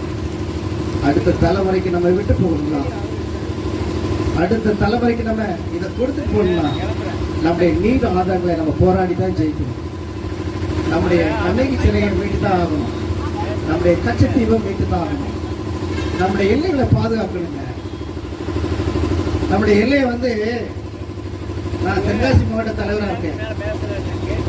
தென்காசி மாவட்ட ஆட்சியாளர்கிட்ட போய் இப்படி செம்பவலி சரி பண்ணுங்கன்னா, செம்பவலி நம்மகிட்ட இல்லைங்க, கலெக்டரே சொல்றாரு. நம்ம என்ன பதில் சொல்ல? நம்முடைய இடத்துல அந்த உற்பத்தி ஆகிற தண்ணி தாங்க கேரளா போகுது, தேக்கடி போகுது, பெரியார் டேம் போகுது, அதில் விழுகிற ஐநார் ஃபால்ஸ் தான். ராஜபாளையத்தில் கொஞ்சம் தண்ணி வரும்ல, அந்த தண்ணி தாங்க. எல்லாத்தையும் இழந்துட்டு தமிழ்நாட்டுடைய வனாந்திர பூமியா இருக்கு. எங்க பார்த்தாலும் வறட்சி, எங்க பார்த்தாலும் வழி இல்லாத வாழ்க்கை. அவன் 3 பேரும் ஏதாவது ஒரு கமம்ல ஒரு சோளமோ உற்பத்தி ஆகிருப்பான். அவன் கிடத்துல தண்ணி இருந்தா இனத்தவாத உற்பத்தி அண்ணனை வைத்த நிரப்பியிருப்பான்.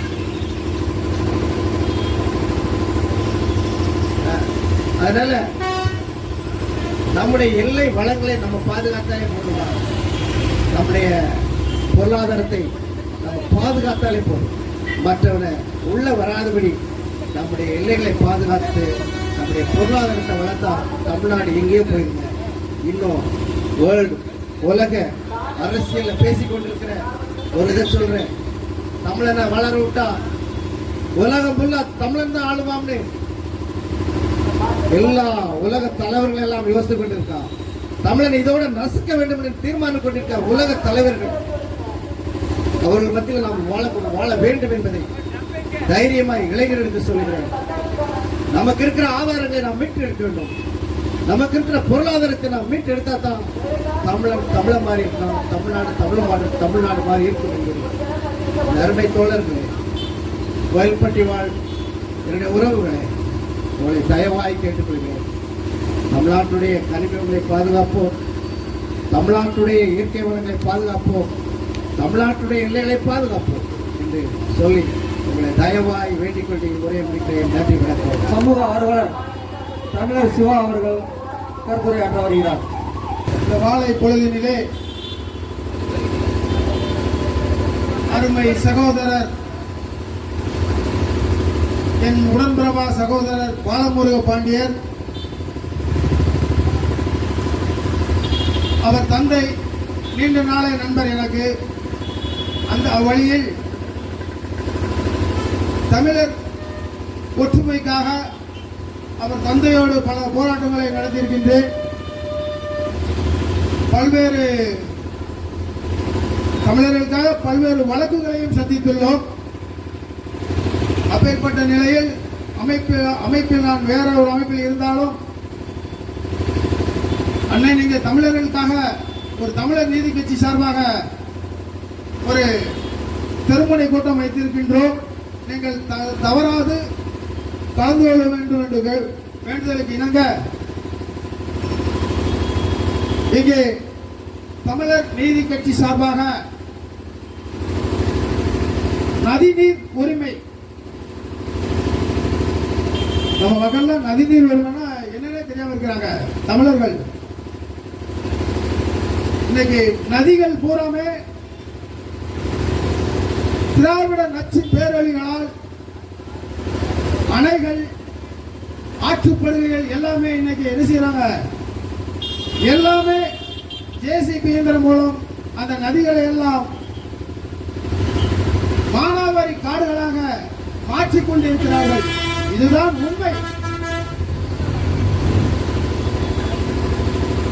இன்னைக்கு ஒண்ணு இல்ல, விளாத்திகுளம் இன்னைக்கு மானாவாரி காடாக இருக்கிறது. காரணம் என்றால் குற்றாலம் நீர், செண்பவழி அணை நீர் நம்முடைய பகுதி இந்த கோயில்பட்டி வழியாக விளாத்திகுளம் வரை அந்த நீர்வழி பாதை இருக்கிறது.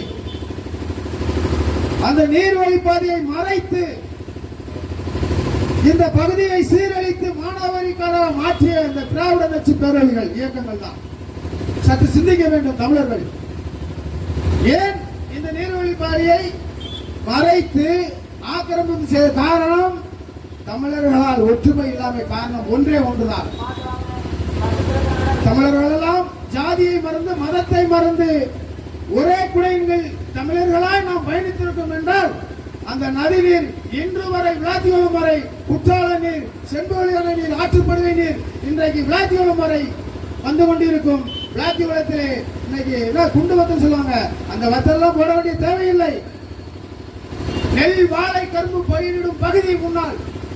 அப்ப அதை மாற்றியமைத்ததற்கு காரணம் அந்த நதிநீர் பாதையை திராவிட இயக்கங்கள் என்றைக்கு ஆட்சியில் அமைந்தார்களோ அன்று நம்முடைய குற்றால நீர், செண்பவழி அணை நீர்வழி பாதையை ஆக்கிரமித்து இன்றைக்கு ஆட்சி செய்திருக்கின்றார்கள். ஒரே குடையின் கீழ் தமிழர்கள் நாம் நின்றிருந்தால் அந்த நீர்வழி பாதையை எப்படி அடைத்திருப்பார்கள்? நம்ம தான் ஜாதியா பிரிச்சு விட்டுருந்தாங்க. நீ இன்ன ஜாதி, நீ இன்ன ஜாதி, நீ இந்த மதம். என்னடா நமக்கு எதுக்குடா மதம், நமக்கு எதுக்குடா ஜாதி? நான் பேசிட்டு போன பாடி பஸ் ஏறி போற கீழே விழுந்துறேன், என் ஜாதிக்காரன் வந்து காப்பாற்றுவான், தமிழர்கள் தான் காப்பாற்றுவான். அப்ப ஏன் நமக்குள்ள பிளவு, ஜாதி பிளவு? ஒரே காரணம் ஜாதி பிளவு தான். நம்முடைய நதிநீர் இயக்கங்கள், ஆற்றுப்படுகைகள் பாருங்க, திருநெல்வேலி நெல்லையப்பருக்கு வாரி வாரி வழங்கக்கூடிய அந்த நெல்மணிகளை திரு என்றால் பெரும் மதிப்பிற்குரிய, திரு என்றால் பெரும் மதிப்பிற்குரிய நெல் விளைவிப்பவர்கள் அந்த இடங்களை எல்லாம் இன்னைக்கு மானாவாரி காடா மாத்திருக்காங்க. கள்ளவோணி அந்த விவசாயிகளுடைய வாழ்வியல் வறுமையை பயன்படுத்தி இன்னைக்கு அந்த இடத்தை பூரா நெல் விளை மும்மாறி விளையக்கூடிய அந்த நெல்மணிகளை பூரா கட்டடங்களாக மாற்றிக் கொண்டிருக்கிறார்கள். அந்த தமிழருடைய வாழ்வியலை அழித்து சிதைத்துக் கொண்டிருக்கிறார்கள். யார்? இந்த திராவிட நச்சு பேரொழிகள். நாம் சிந்திக்க வேண்டும். காரணம் தமிழர்கள் நாம் ஒன்றாக இருக்கவில்லை என்ற காரணத்தில் தான். அதுவும் ஒரு காரணம். நம்ம ஜாதியால் பிரித்து விடு, அந்த ஜாதி விவசாயி, அந்த ஜாதி. நமக்குள்ள என்ன ஜாதி? இன்னைக்கு உழவன் உற்பத்தி பண்ணலன்னா நம்மளாம் உணவுக்கு எங்க போற? அந்த உழவு தொழிலை, உழவின் இடத்தை பகிர்ந்து கொண்டு திராவிட நச்சு பேரொழிகள் பகிர்ந்து கொண்டு இன்னைக்கு மாறி மாறி மாறி ஆட்சி செய்கின்ற இந்த திராவிட கட்சிகள் நம்ம பகுதியில் இருக்கு. நான் வேற எந்த இடத்தையும் சொல்ல விரும்பல. தஞ்சை, திருச்சி எல்லா இடமும் அழிஞ்சுட்டு இருக்கு.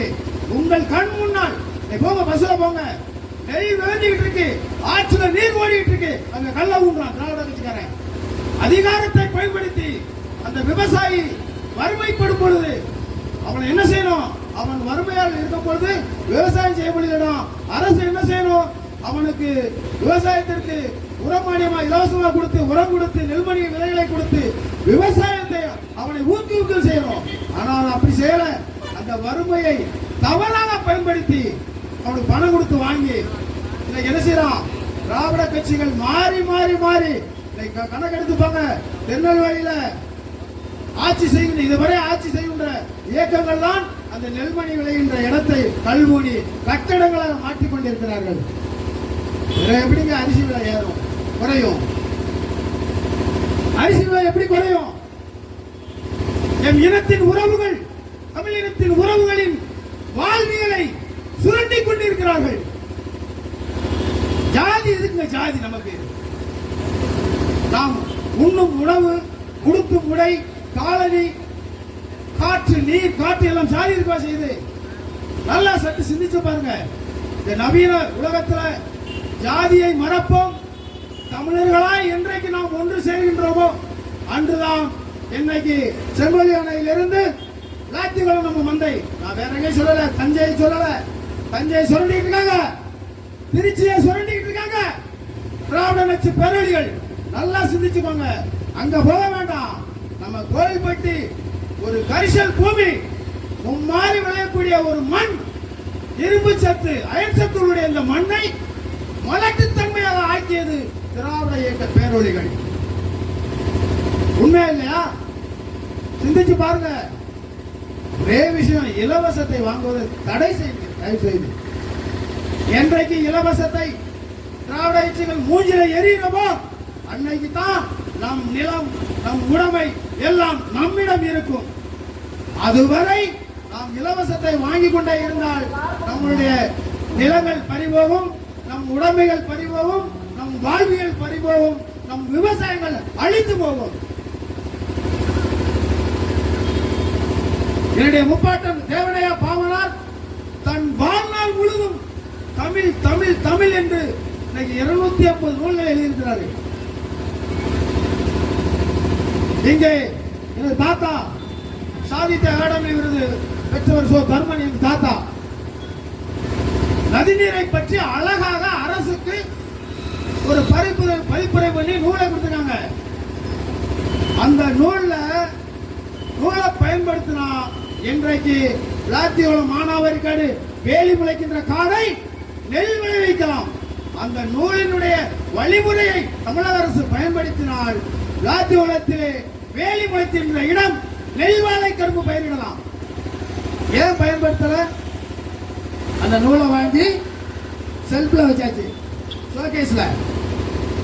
சாகித்ய அகாடமி விருது அப்படின்னு ஒரு விருது கொடுத்து அவரை பெருமைப்படுத்தி அன்னைக்கு விழா எடுத்து பல லட்சம் செலவு எடுத்து விழா எடுத்து அந்த மூலையில போட்டாச்சு புக்கை. அந்த புக்கை எடுத்து பாருங்க. தமிழக அரசு தாத்தா சோ தர்மன் எழுதிய அந்த நூலை எடுங்கள். அந்த நூலை எடுத்து அந்த மண்ணின் கரிசல் மண்ணின் வாழ்வியலை, நீர் வளங்களை மிக அருமையாக பதிவு கொண்டிருக்கிறார்கள். அந்த வழிமுறையை நீங்கள் பின்பற்றினால் நாங்கள் உங்கள் பின்னாடி வருகின்றோம். தமிழர்கள் எல்லாம் அந்த வழிமுறையை பின்பற்றினால் செண்பவழி அணை, எனது தாய் செண்பவழி அம்மாள் அவருடைய பெயரிலே அருமையாக அந்த அணையை கட்டியுள்ளார்கள். அந்த ஆற்று நீர் படுகை குற்றாலம் நீர் சங்கரங்கோயில் வழியாக வந்து வேம்பாறு லாத்திகுளம் வரை அந்த ஆற்று கடல் நீர் வரை அந்த நீர்வழி பாதை இருக்கின்றது. அதையெல்லாம் யாருங்க அழிச்சா? ஏன் அழிச்சாங்க? ஏன் அழிக்கப்பட்டது? ஒரு காரணம், நாமெல்லாம் சாதியால் பிளவுபட்டுக் கொண்டிருக்கின்ற காரணத்தினால் தான். தமிழர்களாய் ஒன்றிணைந்தால் நம்மை யாராவது நம் உடைமையை அபகரிக்க முடியுமா? ஒண்ணு வேண்டாம். எங்க அண்ணன் சமரகத்தில் வீரப்பன் அண்ணன் இருக்கும் போது எவனாவது பூஜை விட்டானா? நல்லா சிந்திங்க. எங்க அண்ணன் வீரப்பன் இருக்கும் பொழுது எவனாவது கர்நாடகாரன் மூச்சு விட்டானா? கேரளாக்காரன் மூச்சு விட்டானா? ஆந்திராக்காரன் மூச்சு விட்டானா? எங்க அண்ணன் மறைவுக்கு பின்பு இன்னைக்கு எல்லா பேரும் ஆடுறான். என்னடே எங்க அண்ணன் இருக்கும்போது நீ ஆடுனியா? எங்க அண்ணன் இருக்கு, வீரப்பன் இருக்கும்போது ஆடினா நீ? அப்ப காரணம் என்ன? நாம் நம்மை ஜாதியால் பிளவுபட்டு திராவிட கட்சி இருக்கிறோம். நீ இந்த ஜாதி போ, உனக்கு 2 வருடம் கார் வாங்கி தர, நீங்க அமைப்பு வச்சுக்கோ. திராவிட இயக்கம் செய்யற சதி தமிழகத்தில் நடக்கும். இப்ப வரை, இன்று வரை நடந்து கொண்டிருக்கிறது. தமிழர்களை ஒன்று சேர்ந்தால் திராவிடர்கள் ஆட்சி செய்ய முடியாது. ஆகையால் தமிழர்களை ஜாதியால் மதத்தால் பிரித்துக் கொண்டிருக்கிறார்கள் இந்த திராவிட நச்சு பேரழிகள். ஏன் நாம் சிந்திக்க வேண்டும் தமிழர்கள். அடுத்த போய் கையேந்தரும். புரட்சி தலைவர் ஒரு படத்துல சொன்னாரு, என்ன வளம் இல்லை நம் நாட்டில், ஏன் கையேந்தன் வெளிநாட்டில். இன்னைக்கு அனைத்து உலகம் எல்லாம், இன்னைக்கு உலக பெரிய சயின்டிஸ்ட் தமிழ்நாடு தான் இருக்கான். எல்லா ஆராய்ச்சி பண்றவனா நீ தமிழ்நாடு தான் இருக்கான். சூரியனுக்கு சென்று வர ஒரு தமிழ்நாடு தான் இருக்கான். எல்லா துறையிலையும் தமிழ்நாடு தான் இருக்கான். அவனை அடிமையாக வைத்துக் கொண்டு பல லட்சம் ரூபாய் சம்பளத்தை பெற்று கொடுத்துவிட்டு அவனை அடிமையாகி கொண்டிருக்கிறான். ஏன் தமிழர்கள் என்றைக்கு தமிழர்கள் மாறி மாறி சொல்ற ஜாதியாய் பிளவுபட வேண்டாம், ஜாதியை மறப்போம், தமிழனாய் ஒன்றிணைவோம். அன்றுதான் வளம் பெறும் தமிழகம், அன்றுதான் வளம் பெறும் தமிழகம். அன்னை இந்திரா காந்தி அம்மையார் அவர்கள் அவருடைய குடும்பம் வாழ்வியலுக்காக, அவருடைய சுகபோக வாழ்வியலுக்காக எம் இனத்தின் குடிகளை, எம் இன குடிகளின் வாழ்வியலின் அடையாளத்தை கச்சத்தீவை தார வைத்திருக்கின்றார்கள். ஏங்க கச்சத்தீவு தமிழர்களுக்கு உள்ளது. அவங்க எங்க இருக்காங்க? அவங்க எங்க இருக்காங்க? இந்திரா காந்தி அம்மையார் நம்மளா காரணம் என்ன? அதுவும் ஒன்று, நாம் ஒற்றுமை இல்லாத காரணம் ஒன்றுதான்.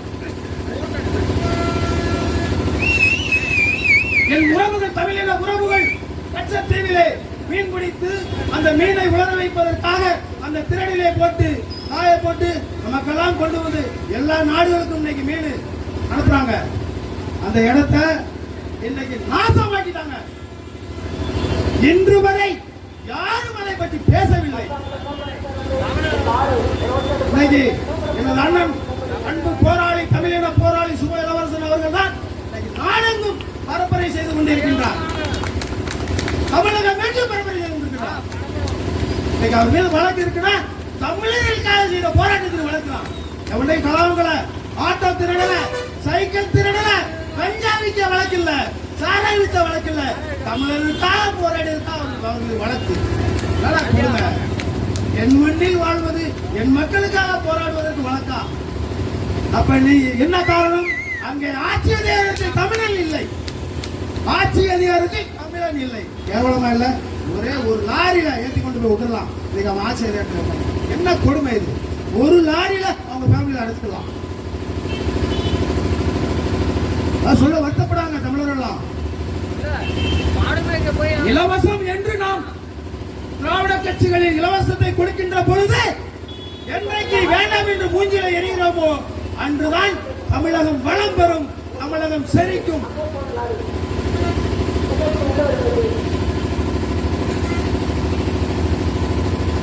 இந்த போராட்டம், இந்த ஒரு தெருமுனை போராட்டம் என்பது பொழுதுபோக்கிற்காக என் உறவுகள், என் அன்பு தம்பிகள் வைக்கவில்லை. பொழுதுபோக்கிற்காக இந்த தெருமுனை கூட்டத்தை வைக்கவில்லை.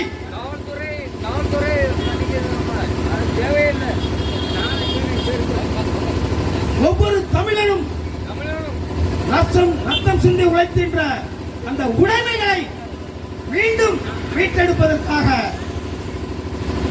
தமிழின போராளி சுபலரசன் அவர்கள் இன்னைக்கு நாடெங்கும் தம்பிகளை உருவாக்கி கொண்டு வருகிறார்கள். தமிழின போராளிகளாக நான் பெருமைப்படுகிறேன்.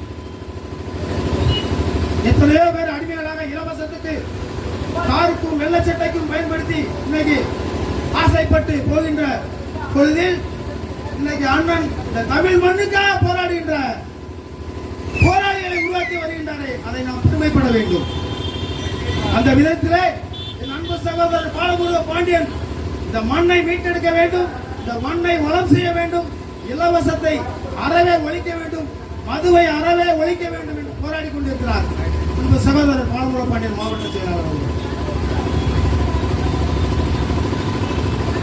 நதிநீர் இணைப்பு ஏங்க, நாம இந்த மண்ணில், தமிழ் மண்ணில் உதித்து பொங்கி எழுகின்ற அந்த நீரை திராவிட இயக்கங்கள் அணை கட்டி அபகரித்துக் கொண்டிருக்கிறார்கள். என்னுடைய முப்பாட்டன் ராஜராஜ சோழன் ஓடும் நீரிலே அணை கட்டி தமிழர்களுக்கு வளம் செய்ய வைத்தவன் என் முப்பாட்டன் ராஜராஜ சோழன். நீ என்ன செய்தாய்? ராஜராஜ சோழனுக்கு நீ என்ன செய்தாய்?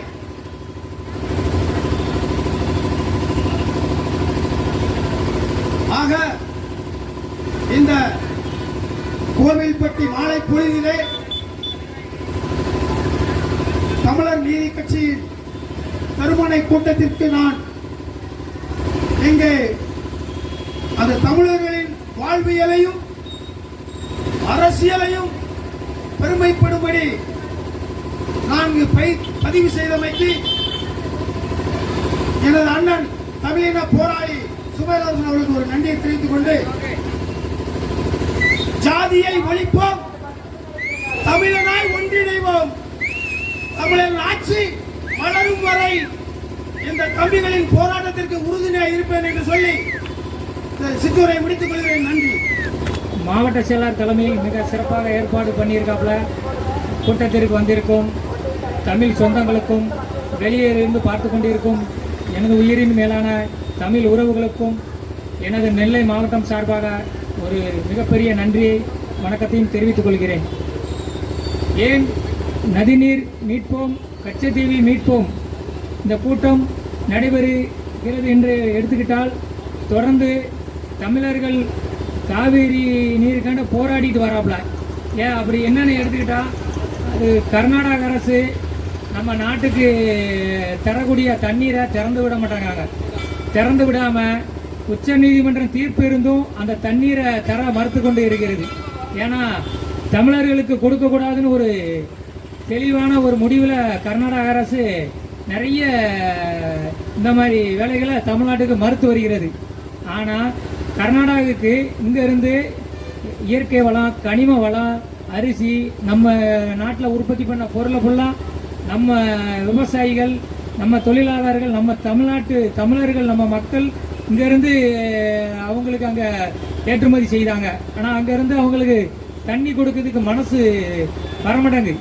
அதை இன்னும் பெரிய ஒரு போராட்டமாக, பெரிய ஒரு தமிழ்நாட்டு மக்களுக்கு கொடுத்த ஒரு பெரிய சவால்னே சொல்லலாம். இன்னும் அதுக்கு தீர்வு கிடைக்கல. இதெல்லாம் நம்ம வலியுறுத்தி கூடிய விரைவில் தமிழர்களாக ஒன்றிணைன்னு சொல்லி இந்த இந்த காவிரி நதிநீர் மீட்போம், அடுத்ததாக இன்னொரு கச்சத்தீவு மீட்போம். கச்சத்தீவுனா என்ன கச்சத்தீவு நதிநீருங்காங்க. கச்சத்தீவுனா இலங்கைக்கும் நம்ம நாட்டுக்கும் கூடையில் இருக்குது.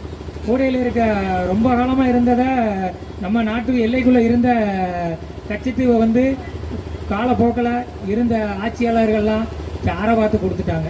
தாரவாத்துன்னா அவங்களுக்கு தானமாக கொடுத்துட்டாங்க அப்படின்னு சொல்லலாம். ஆமாம், அதை நம்ம தமிழர்கள் அதை விட்டது நமக்கு பெரிய ஒரு இழப்பு. தினந்தோறும் பாருங்க, எப்படி பார்த்தாலும் செய்திகள் தமிழக மீனவர்கள் சுட்டுக்கொலை, தமிழக மீனவர்கள் கைது, தமிழக மீனவர்களின் படகு கைது, தமிழக மீனவர்கள் எல்லை தாண்டி போன கைது அப்படின்னு சொல்லி தினந்தோறும் அந்த மக்களுடைய வாழ்க்கை ஒரு பெரிய போராட்டமே போய்கிட்டு இருக்குங்க. மீனவர்களுக்கான ஒரு விடிவுகளும், மீனவர்களுக்கான ஒரு நல்ல ஒரு நிலைனா அது இன்னும் அவங்களுக்கு கிடைக்கல. ரொம்ப நாள் அந்த பிரச்சனைகள் இருக்கு. இதை இருந்த ஆட்சியாளர்கள், இருந்த அதிகாரிகள் அந்த சரியா கையாளலன்னு சொல்லலாம், விட்டுட்டாங்க. அதுக்காண்டி தான் இந்த கூட்டம் எல்லா மாவட்டம் தோறும் சிறப்பாக எங்கள் தலைவர் மக்கள் போராட்டத்தின் மறு உருவம், செந்தமிழ் போராளி, தமிழ்நாட்டின் ஆளுமை மிக்க தலைவர் தோழர் சுபா இளவரசன் அவர்களின் ஆணைக்கிணங்க எல்லா மாவட்டத்திலும் மிக சிறப்பாக நடைபெற்று கொண்டு வருகிறது. அதன் தொடர்ச்சியாக தான் இந்த கூட்டம் தூத்துக்குடி பழைய பஸ் ஸ்டாண்டு பேருந்து நிலையத்தில் தமிழ் மக்களுக்காக ஏற்பாடு பண்ணி கூட்டம் சிறப்பாக நடைபெற்று இருக்கிறது. தமிழ் தேசிய இன உரிமைகளை வென்றெடுக்க புரட்சிகர புதிய பாதையை உருவாக்க தமிழர்களாக ஒன்றிணைவோம். தமிழ் தேசிய இன உரிமைகளை வென்றெடுக்க புரட்சிகர புதிய பாதைகளை வென்றெடுக்க தமிழர்களாக ஒன்றிணைய வேண்டும். தமிழர் நீதி கட்சி தலைவர் மக்கள் போராட்டத்தின் மறு உருவம், தமிழ்நாட்டின் ஆளுமை மிக்க தலைவர் செந்தமிழ் போராளி தோழர் சுபா இளவரசன் அவர்கள் தலைமையில் தமிழர்களாக அணிதிரள்வோம். தமிழர்கள் இழந்த உரிமைகளை மீட்கவும், இருக்கின்ற உரிமைகளை பாதுகாக்கிறதுக்கும் தமிழ் சொந்தங்களாக அணிதிரள்வோம், ஒன்றுபடுவோம். தமிழினம் காக்க, தமிழர்களின் உரிமை காக்க தமிழர் நீதி கட்சி தலைமையில் ஒன்றுபடுவோம், வென்று காட்டுவோம்.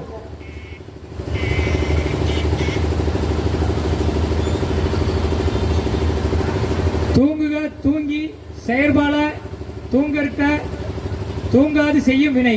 என்னங்க இந்த குறளுடைய பொருள்? தூங்குக, தூங்கி செயற்பால, தூங்கற்கு, தூங்காது செய்யும் வினை அப்படின்னா என்ன? காலம் தாழ்த்தி செய்ய வேண்டியவற்றை காலம் தாழ்த்தி செய்யணும். அதான் அந்த குறளுடைய பொருள். காலம் தாழ்த்தி செய்ய வேண்டியவற்றை காலம் தாழ்த்தி செய்யணும். விரைவாக செய்ய வேண்டிய போராட்டங்கள் விஷயங்களை விரைவாக அதுக்கான நேரத்தில் அமைக்கணும். அதுதான் இந்த குறளுடைய பொருள் அம்சம். ஒரு நம்ம உரிமைகளை எப்போ இழந்தோமோ அந்த இழந்த உரிமைகளை அதுக்கான காலம் வரும்போது நம்ம வந்து போராடலைன்னா அடுத்து நம்ம இழந்த உரிமைகளை மீட்க முடியாது. அதற்காகத்தான் இந்த குறளுடைய பொருள் அம்சம். தமிழ் மொழி சிதைக்கப்பட்டு வருகிறது, தமிழ் இனம் அழிக்கப்பட்டு வருகிறது, தமிழர் பண்பாடு சீரழிக்கப்பட்டு வருகிறது, உழவர்கள் உயில் ஊசலாட்டத்தில் இருக்கிறது, உழவர்களின் விளைநிலங்கள் அபகரிக்கப்பட்டு வருகிறது. அப்படின்னா இந்த தமிழர்களின் நீண்ட காலமாக அவருக்கான விளைநிலங்கள் வந்து சரியான அவங்களுக்கு வந்து ஒரு மதிப்பை வந்து கொடுக்கல. இன்னைக்கு பாருங்க, சொந்த இடமா இருந்தாலுமே அது வந்து தாரவாத்தை கொடுத்துட்டு நம்ம வந்து இந்த அகதிகளாக தான் இருக்கோம். ஏன்னா தமிழ்நாட்டில் தமிழர்களுக்கான உரிமைகள் நிறைய மறுக்கப்படுகின்றது. உரிமைகளை நிறைய இழந்துட்டோம். ஏன்னா நிறைய வெளிநாட்டு கம்பெனிகள்லாம் வந்து நம்ம நாட்டில் வச்சிருக்கான். நம்ம நாட்டில் வச்சிருந்து வெளி மாநிலத்திற்கும் வெளியாட்களுக்கும் முக்கியத்துவம் கொடுக்காங்க. அதை வந்து இந்த அரசு கவனம் செலுத்தி நம்ம மாவட்டத்தில் இருக்க கம்பெனிகளுக்கு தமிழர்களுக்கே முன்னுரிமை கொடுக்கணும். அது சுற்று வட்டாரத்தில் இருக்க அந்த கம்பெனியை சுற்றி இருக்க உள்ளூர் கிராமப்புற தமிழர்களுக்கே முக்கியத்துவம் கொடுக்கணும். இளைஞர்களுக்கு, ஆண்களுக்கு, பெண்களுக்கு என அனைத்து வேலைவாய்ப்பை ஏற்படுத்தி கொடுக்கணும். அதுதான் இந்த தமிழர் நீதி கட்சியின் கோரிக்கையாக நாங்கள் தொடர்ந்து வலியுறுத்தி வருகிறோம், தொடர்ந்து பேசப்பட்டு வருகிறோம். ஏனென்றால் தலைவர் மக்களுக்காக நிறைய போராட்டங்கள், 1-2 போராட்டம் கிடையாதுங்க. இங்கே தென் மாவட்டங்களில் வந்து மிக குறைவு. இப்போ தான் நாங்கள் புதுசாக கட்சின்னு சொன்னாலே புதுசாக வித்தியாசமான ஒரு கொடி இருக்குது என்னடா அப்படிம்பாங்க. இப்போ தான் மக்கள் மத்தியில் நாங்கள் கொண்டு போய் சேர்த்துக்கிட்டு இருக்கோம். சேர்க்கக்கூடிய கடமை, மக்களுடைய உரிமைகளை சொல்லக்கூடிய கடமை எங்களுடைய கடமை.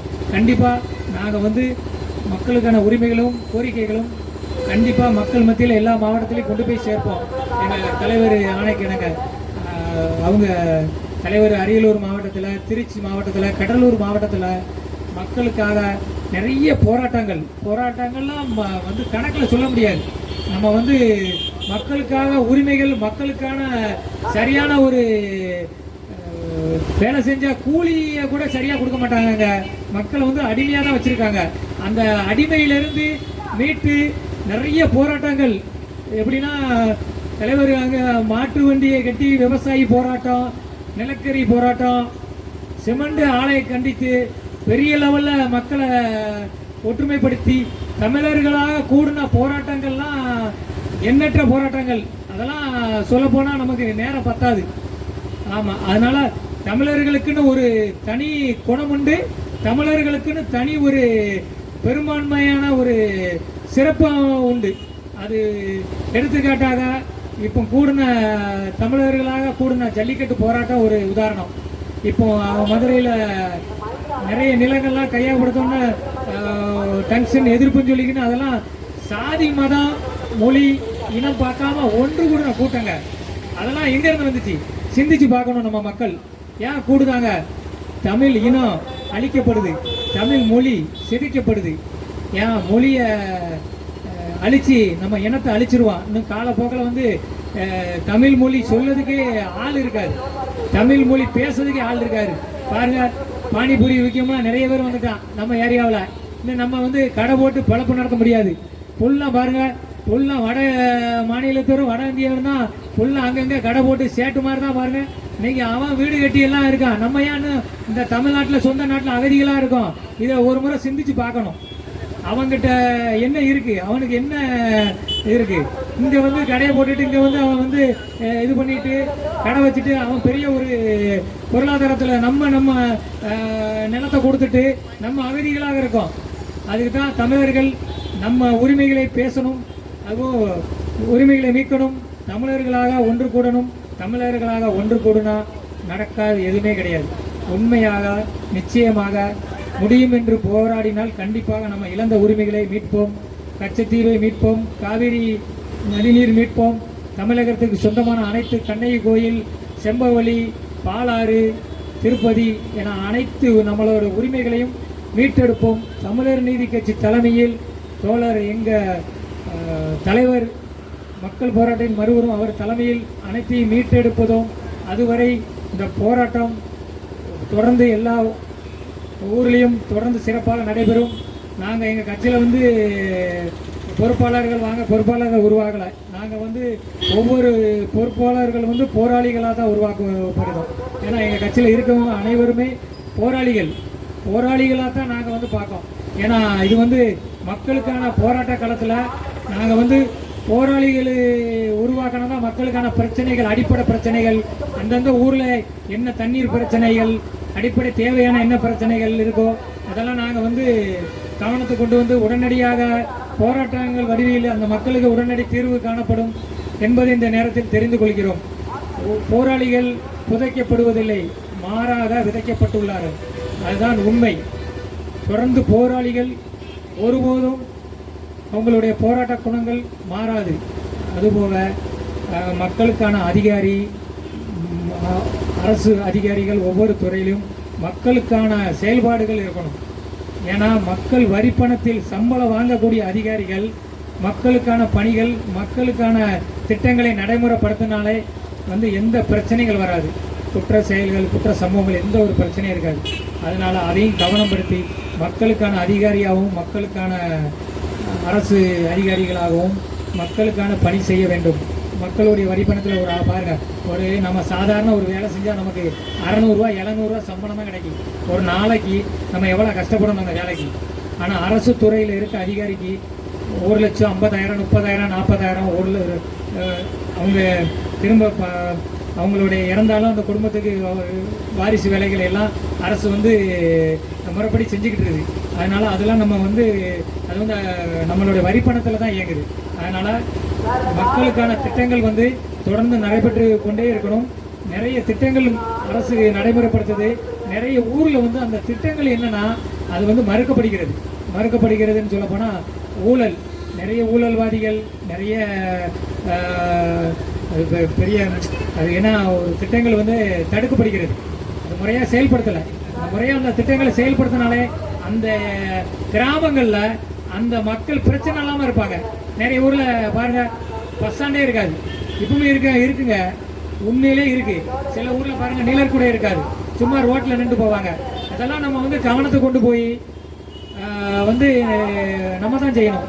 யார் கேட்பா எனக்கு என்ன உனக்கு என்னன்னு போகக்கூடிய வந்து எல்லாரும் அப்படி இருந்தால் வந்து நம்ம தான் அதை வந்து கவனத்தை கொண்டு போகணும். ஒரு பிரச்சனைகள் இருக்குன்னா நம்ம வந்து நம்ம உரிமையை கேட்டால் தான் அது நம்ம பெற முடியும். இது வந்து நம்மளுடைய கடமை. ஜனநாயக நாட்டில் நம்ம உரிமைகளை கேட்கக்கூடியது நம்மளுடைய பொறுப்பு. அதனால் ஒவ்வொரு தமிழர்களானும் உரிமைகளை கேட்கணும், உரிமைகளை பற்றி பேசணும். ஆமாம், இதுதான் இந்த ஆர்ப்பாட்டத்தின் வாயிலாக கோரிக்கை தெரிவித்துக் கொள்கிறேன். எனக்கு வாய்ப்பளித்த தோழர்கள் அனைவருக்கும் நன்றி கூறி விடைபெறுகிறேன். வணக்கம். என்கின்ற தலைப்பில் தமிழர் நீதி கட்சி ஏர் உழவர் சங்கம் சார்பாக நடத்தி கொண்டிருக்கின்ற இந்த திருமுறை கூட்டம், இந்த கூட்டத்திற்கு தலைமை பொறுப்பு ஏற்றிருக்கின்ற தூத்துக்குடி மாவட்ட செயலாளர் மாரமுருக பாண்டியன் அவர்களையும், முன்னிலை வகித்துக் கொண்டிருக்கின்ற ராஜ்பெருமாள் தூத்துக்குடி மாவட்ட தலைவர் அவர்களையும்,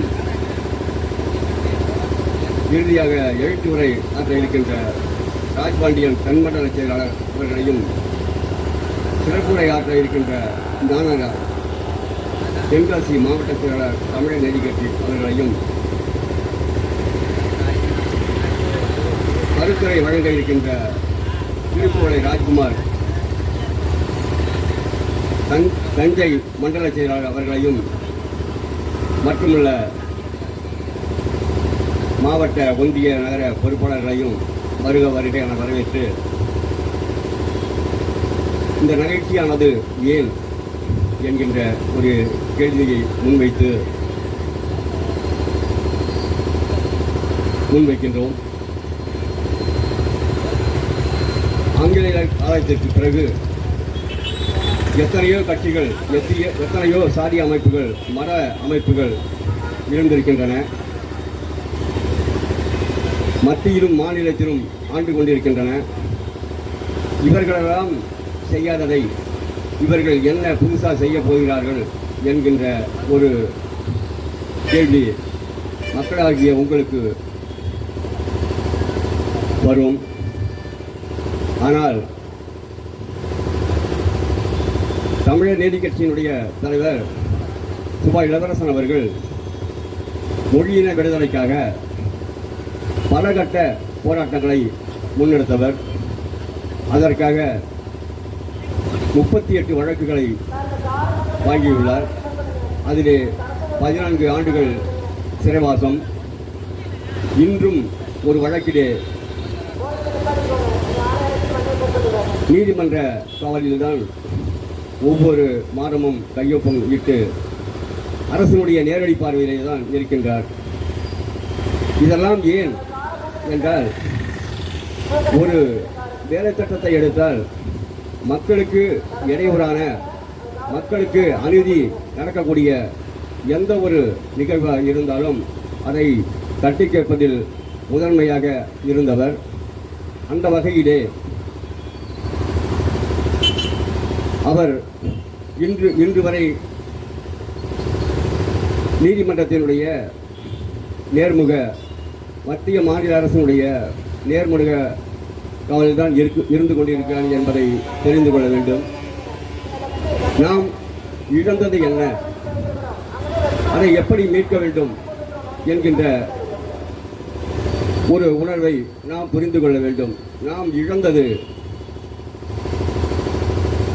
ஆங்கிலேய காலத்திற்கு பிறகு காங்கிரஸ் அரசாங்கம் அமைந்து வேறு காலத்திலே சென்னை மாகாணமாக பிரித்தார்கள். அந்த மாகாணமானது கேரளா, கர்நாடகா, ஆந்திரா, தமிழ்நாடு என்று 4 மாநிலங்களையும் உள்ளடக்கி சென்னை மாகாணம் என்று பிரித்தார்கள். அதன் பிறகு மொழிவாரி மாநிலமாக பிரிக்கும் பொழுது எல்லாம் தனித்தனி ஒவ்வொரு பகுதியிலே பேசக்கூடிய மொழி, ஒவ்வொரு மொழி பேசக்கூடிய மக்களை ஒன்றுபடுத்தி அந்த பகுதியில் கேரளா, ஆந்திரா, கர்நாடகா என்ற அரசை அமைத்து தமிழ் பேசக்கூடிய மக்களை தமிழ்நாடு என்று அறிவித்தார்கள். அப்பொழுது இந்த நதிநீர் எல்லாமே உனக்கு காவிரியை எடுத்துக்கொண்டோமானால் குடகிலே இருந்து உற்பத்தி ஆகின்றது. அது கர்நாடக மாநிலத்திலே இருக்கின்றது. வைகை ஆறு, இந்த ஆறுகளை எடுத்துக்கொண்டோமானால் கேரளாவிலே உற்பத்தி ஆகின்றது. ஆந்திராவிலே இருந்து வடபகுதியில் விழுப்புரம் மாவட்டம், கடலூர் மாவட்டம் வழியாக புதுச்சேரியை சென்றடைகின்றது. இப்படி இருக்கக்கூடிய மலை பகுதியிலே பெய்யக்கூடிய மழையின் பகுதியில் இருந்து பெய்யக்கூடிய மழையானது அதனுடைய நீரை தாழ்வான பகுதியான இருக்கக்கூடிய தமிழ்நாட்டிற்கு விவசாயத்திற்கு பயன்படுத்தப்பட்டது. இப்போ மொழிவாரி மாநிலமாக பிரிக்கப்பட்ட பிறகு அவர்கள் அனைவருமே அந்தந்த மாநில மக்களுடைய நலனை காரணம் காட்டி தடுப்பணைகள் கட்டி தண்ணீரை தேக்கிக் கொண்டார்கள். அப்ப தமிழ்நாட்டு மக்களுடைய நிலை என்ன? எல்லாமே தமிழர்கள் இப்பயும் அந்த பகுதியில் தமிழர்கள் வாழ்ந்து கொண்டிருக்கின்றார்கள். அது எல்லாமே தமிழர்களுடைய பகுதி தான், தமிழ்நாட்டுக்கு சொந்தமானது தான். ஆனால் அதை அப்போ உள்ள அரசாங்கம் அவர்களோட இனத்தால் இன்னைக்கு தமிழ்நாட்டு மக்களுடைய வாழ்வாதாரம் இழக்கப்பட்டிருக்கு. இதை நம்ம தட்டி கேட்க முற்பட்டால் அதை தமிழ் நீதி கட்சியினுடைய தலைவர் சுபா இளவரசன் அவர்கள் பல வகையான போராட்டங்கள் கையில் எடுத்து அந்த போராட்டத்திற்காக பல ஆண்டுகள் சிறை சென்றவர், பல வழக்குகளை வாங்கியுள்ளார். இதே நாம் காவிரி உரிமையை பெற வேண்டும் என்றால் அந்த உரிமையை அவர்கள் என்ன பிச்சை போடுகிறார்களா, நாம் எடுத்துக்கொள்வோம், அது தமிழ்நாட்டுக்கு சொந்தமானது என்கின்ற வகையில் அந்த குடகை நாம் அடித்து நொறுக்கிவிட்டால் நமக்கு எளிதாக தமிழ்நாட்டு மக்களுக்கு அந்த உரிமை கிடைத்துவிடும். தமிழ்நாட்டு மக்களுடைய நலன் சார்ந்து, விவசாயம் சார்ந்து நலனாக இருக்கும் என்கின்ற அடிப்படையில் தான் தோழர் தமிழரசன் அவர்கள் கடுமையான போராட்டத்தை எடுத்தார். அந்த போராட்டமானது அரசாங்கத்திற்கு தெரியவர அந்த போராட்டத்தை நசுக்கினார்கள். அதனுடைய தொடர்ச்சியாக தான் இந்த போராட்டமானது நடந்து கொண்டிருக்கின்றது. அந்த வேலை நாம் அதில் கிடைத்த படிப்பினையை ஏற்று தமிழ் நீதி கட்சியினுடைய தலைவர் அவர்கள் மக்களை முன்னிலைப்படுத்தி நாம் இழந்தவற்றை பெற வேண்டும் என்றால் மக்களை முன்னிலைப்படுத்த வேண்டும், மக்களை அரசியல்படுத்த வேண்டும். நாம் இழந்தது என்ன என்பதை மக்கள் மத்தியில் கொண்டு செல்ல வேண்டும். இதற்கு இருக்கக்கூடிய ஆளுங்கட்சி, எதிர்கட்சிகள், சாதி அமைப்புகள் எல்லாம் எந்த அளவிற்கு துணையாக மக்களுக்கு எதிராக நிற்கின்றார்கள் என்கின்ற ஒரு விஷயத்தை மக்கள் மத்தியில் தெளிவுபடுத்தி மக்களுடைய முன்னிலையில் போராட்ட வழியில் நாம் பெற வேண்டும் என்கின்ற ஒரு நிலையில்தான் தமிழர் நீதி கட்சி உருவாக்கப்பட்டு இன்று தமிழகம் முழுவதும் இந்த பிரச்சார கூட்டத்தை நடத்தி கொண்டிருக்கின்றது. இந்த கூட்டத்தில் இது 4வது கூட்டம் நடந்து கொண்டிருக்கின்றோம். அரியலூர் மாவட்டத்திலே வர புதன்கிழமை இதே கருத்துக்களை முன்வைத்து போராட்டம் நடக்க உள்ளது. இதை தமிழகம் முழுவதும் கொண்டு செல்ல இருக்கின்றோம். ஆனால் நதி, காற்று, நீர் எல்லாமே தேசியமயமாக்கப்பட்டது. ஒன்றை மட்டும் புரிந்து கொள்ள வேண்டும். கர்நாடக அரசாக இருக்கட்டும், கேரள அரசாக இருக்கட்டும், அவர்கள் புரிந்து கொள்ள வேண்டும். நீர், காற்று எல்லாமே தேசியமயமாக்கப்பட்டது. யாருக்கும் சொந்தமானது இல்லை. ஆனால் எனக்கு மட்டும்தான் சொந்தம் அப்படி என்கின்ற ஒரு அளவு அவர்கள் அணையை கட்டி தண்ணீரை நிரப்பி தன்னுடைய மாநிலத்து மக்களுடைய நலனுக்காக இதை தமிழ்நாட்டு மக்களுடைய வாழ்வாதாரத்தை மறுக்கிறார்கள், தடுக்கின்றார்கள் என்பதை தான் நாம் புரிந்து கொள்ள வேண்டும். இதற்கு நாம் என்ன செய்ய வேண்டும்? நாம் அனைவருமே ஓரணியில் ஒரு மொழி பேசக்கூடிய மக்கள் அனைவருமே ஒரு தாய் மக்கள், ஒரு மொழி பேசக்கூடிய மக்களாகிய நாம் ஓரணியில், தமிழ் அணியில் இருக்க வேண்டும்.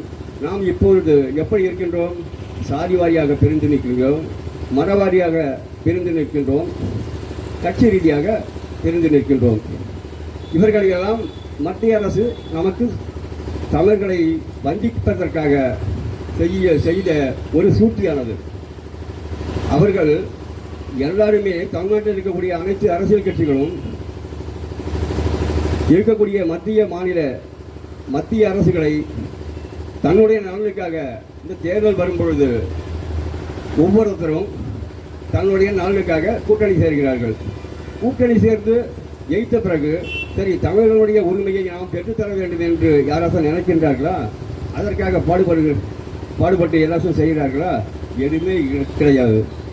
நாம் இதற்கே உனக்கு விபிசி அரசாங்கம் இருக்கும் பொழுது நடுவர் மன்றம் அமைத்தார்கள். நடுவர் மன்றம் அமைத்து கோர்ட்டிலே 205 டிஎம்சி தண்ணீர் கொடுக்க வேண்டும் என்கின்ற சுப்ரீம் கோர்ட் ஆணையை பிறப்பித்தார்கள். இன்றைக்கு கொடுக்கிறார்களா? அதை மதிக்கிறார்களா? மாநில அரசு கேட்கின்றதா? எதுவுமே கிடையாது. அது யாருக்கு சொந்தமானது? நமக்கு சொந்தமானது. நாம் என்ன செய்ய வேண்டும்? அதை நாம் எடுத்துக்கொள்ள வேண்டும்.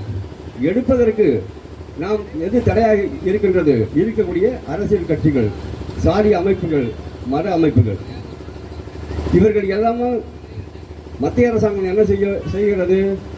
அவர்கள் இந்த சாதிகாரர்கள், இப்போ தென்பகுதி எடுத்துக்கிட்டால் எந்த சாதிகாரர்கள், அதில் யார் தலைமை பொறுப்பை ஏற்றுக்கொண்டிருக்கின்றார்கள்? அவர்களிடம் செய்திகளை சொல்லி வழங்கடிக்கக்கூடிய ஒரு நிலையை தான் உருவாக்கி இன்று வரை செய்து கொண்டிருக்கின்றார்கள். இதற்கு நாம் அனைவருமே தமிழ் நீதி கட்சியின் தலைவர் சுவா இளவரசன் அவர்களின் தலைமையில் ஒன்று திரண்டு நம்ம போராட வேண்டும் என்கின்ற ஒரு செய்தியையும் முன்வைத்து, தற்பொழுது ஆங்கிலேயர் காலத்தில் விட்டு சென்ற அவர்கள் விட்டுட்டு போகும்போது கூட இன்னைக்கு கச்சத்தீவை இலங்கையிட்ட தானதாக இருக்கல. தமிழ்களை ஒன்றிணைய கூடாது அப்படி என்கின்ற ஒரே காரணத்துக்காக இந்திரா காந்தி அரசாங்கம் அன்றைக்கு தாரை பார்த்து இலங்கையிட்ட கொடுத்தாங்க. இன்னைக்கு அதனுடைய நிலை என்ன? நம்ம தமிழர்களை மீனவர்கள் போயிட்டு அந்த கச்சத்தீவில் தன்னுடைய படகையோ தன்னுடைய வலையவோ ஓய்வு எடுக்கக்கூடிய ஒரு இடமா தான் அந்த இடம் இருந்தது. இன்றைக்கு என்ன இருக்குது? நம்ம ஆட்கள் கொஞ்சம் தப்பி தவிர ஒரு காற்றாலையில் அந்தாண்ட போயிட்டா கூட கொஞ்சம் பிடிச்சி வச்சுக்கிட்டு கரெக்டாக வலையை பிச்சை அடி கிடாவறதும் படகுகளை இது சேதமாக்குறதும் தமிழக மீனவர்களை கொண்டு போய் வைக்கிறதும் இன்னைக்கு இலங்கை அரசாங்கம் இருக்குது. இதுக்கு யார் காரணம்? உனக்கு மத்திய அரசு. நாம் என்ன சொல்றோம்? அன்னைக்கு ஆங்கிலேயர் கூட விட்டுட்டு போனாங்க. இன்னைக்கு யாரை கேட்டுட்டு நீங்க கொடுத்த? தமிழக மக்களை கேட்டியா? உங்க இஷ்டம் அது. அப்போ உன்னுடைய இஷ்டத்துக்கு தமிழக மக்களை வஞ்சிக்க இந்த மாதிரி செஞ்சுட்டு இன்னைக்கு பாதிக்கப்படுறது தமிழர்கள், இறக்கப்படுவர்கள் தமிழர்கள். அது ஒரு கணம் நல்லா சிந்திச்சு பாருங்க. இந்த கச்சத்தீவை நீக்கிறதுக்கு இந்தியா முழுவதும் இருக்கக்கூடிய அனைத்து கட்சிகளும் ஒன்று திரண்டி அதை போராடி ஆகணும். இந்தியாவில் இருக்கக்கூடிய எந்த மாநிலத்தில் இருக்கக்கூடிய கட்சிகளாக இருந்தாலும் அது தமிழர்களுடைய உரிமை. உங்கள் பாண்டியை பற்றிக்கிட்டா கூட இந்தியாவுடைய உரிமை.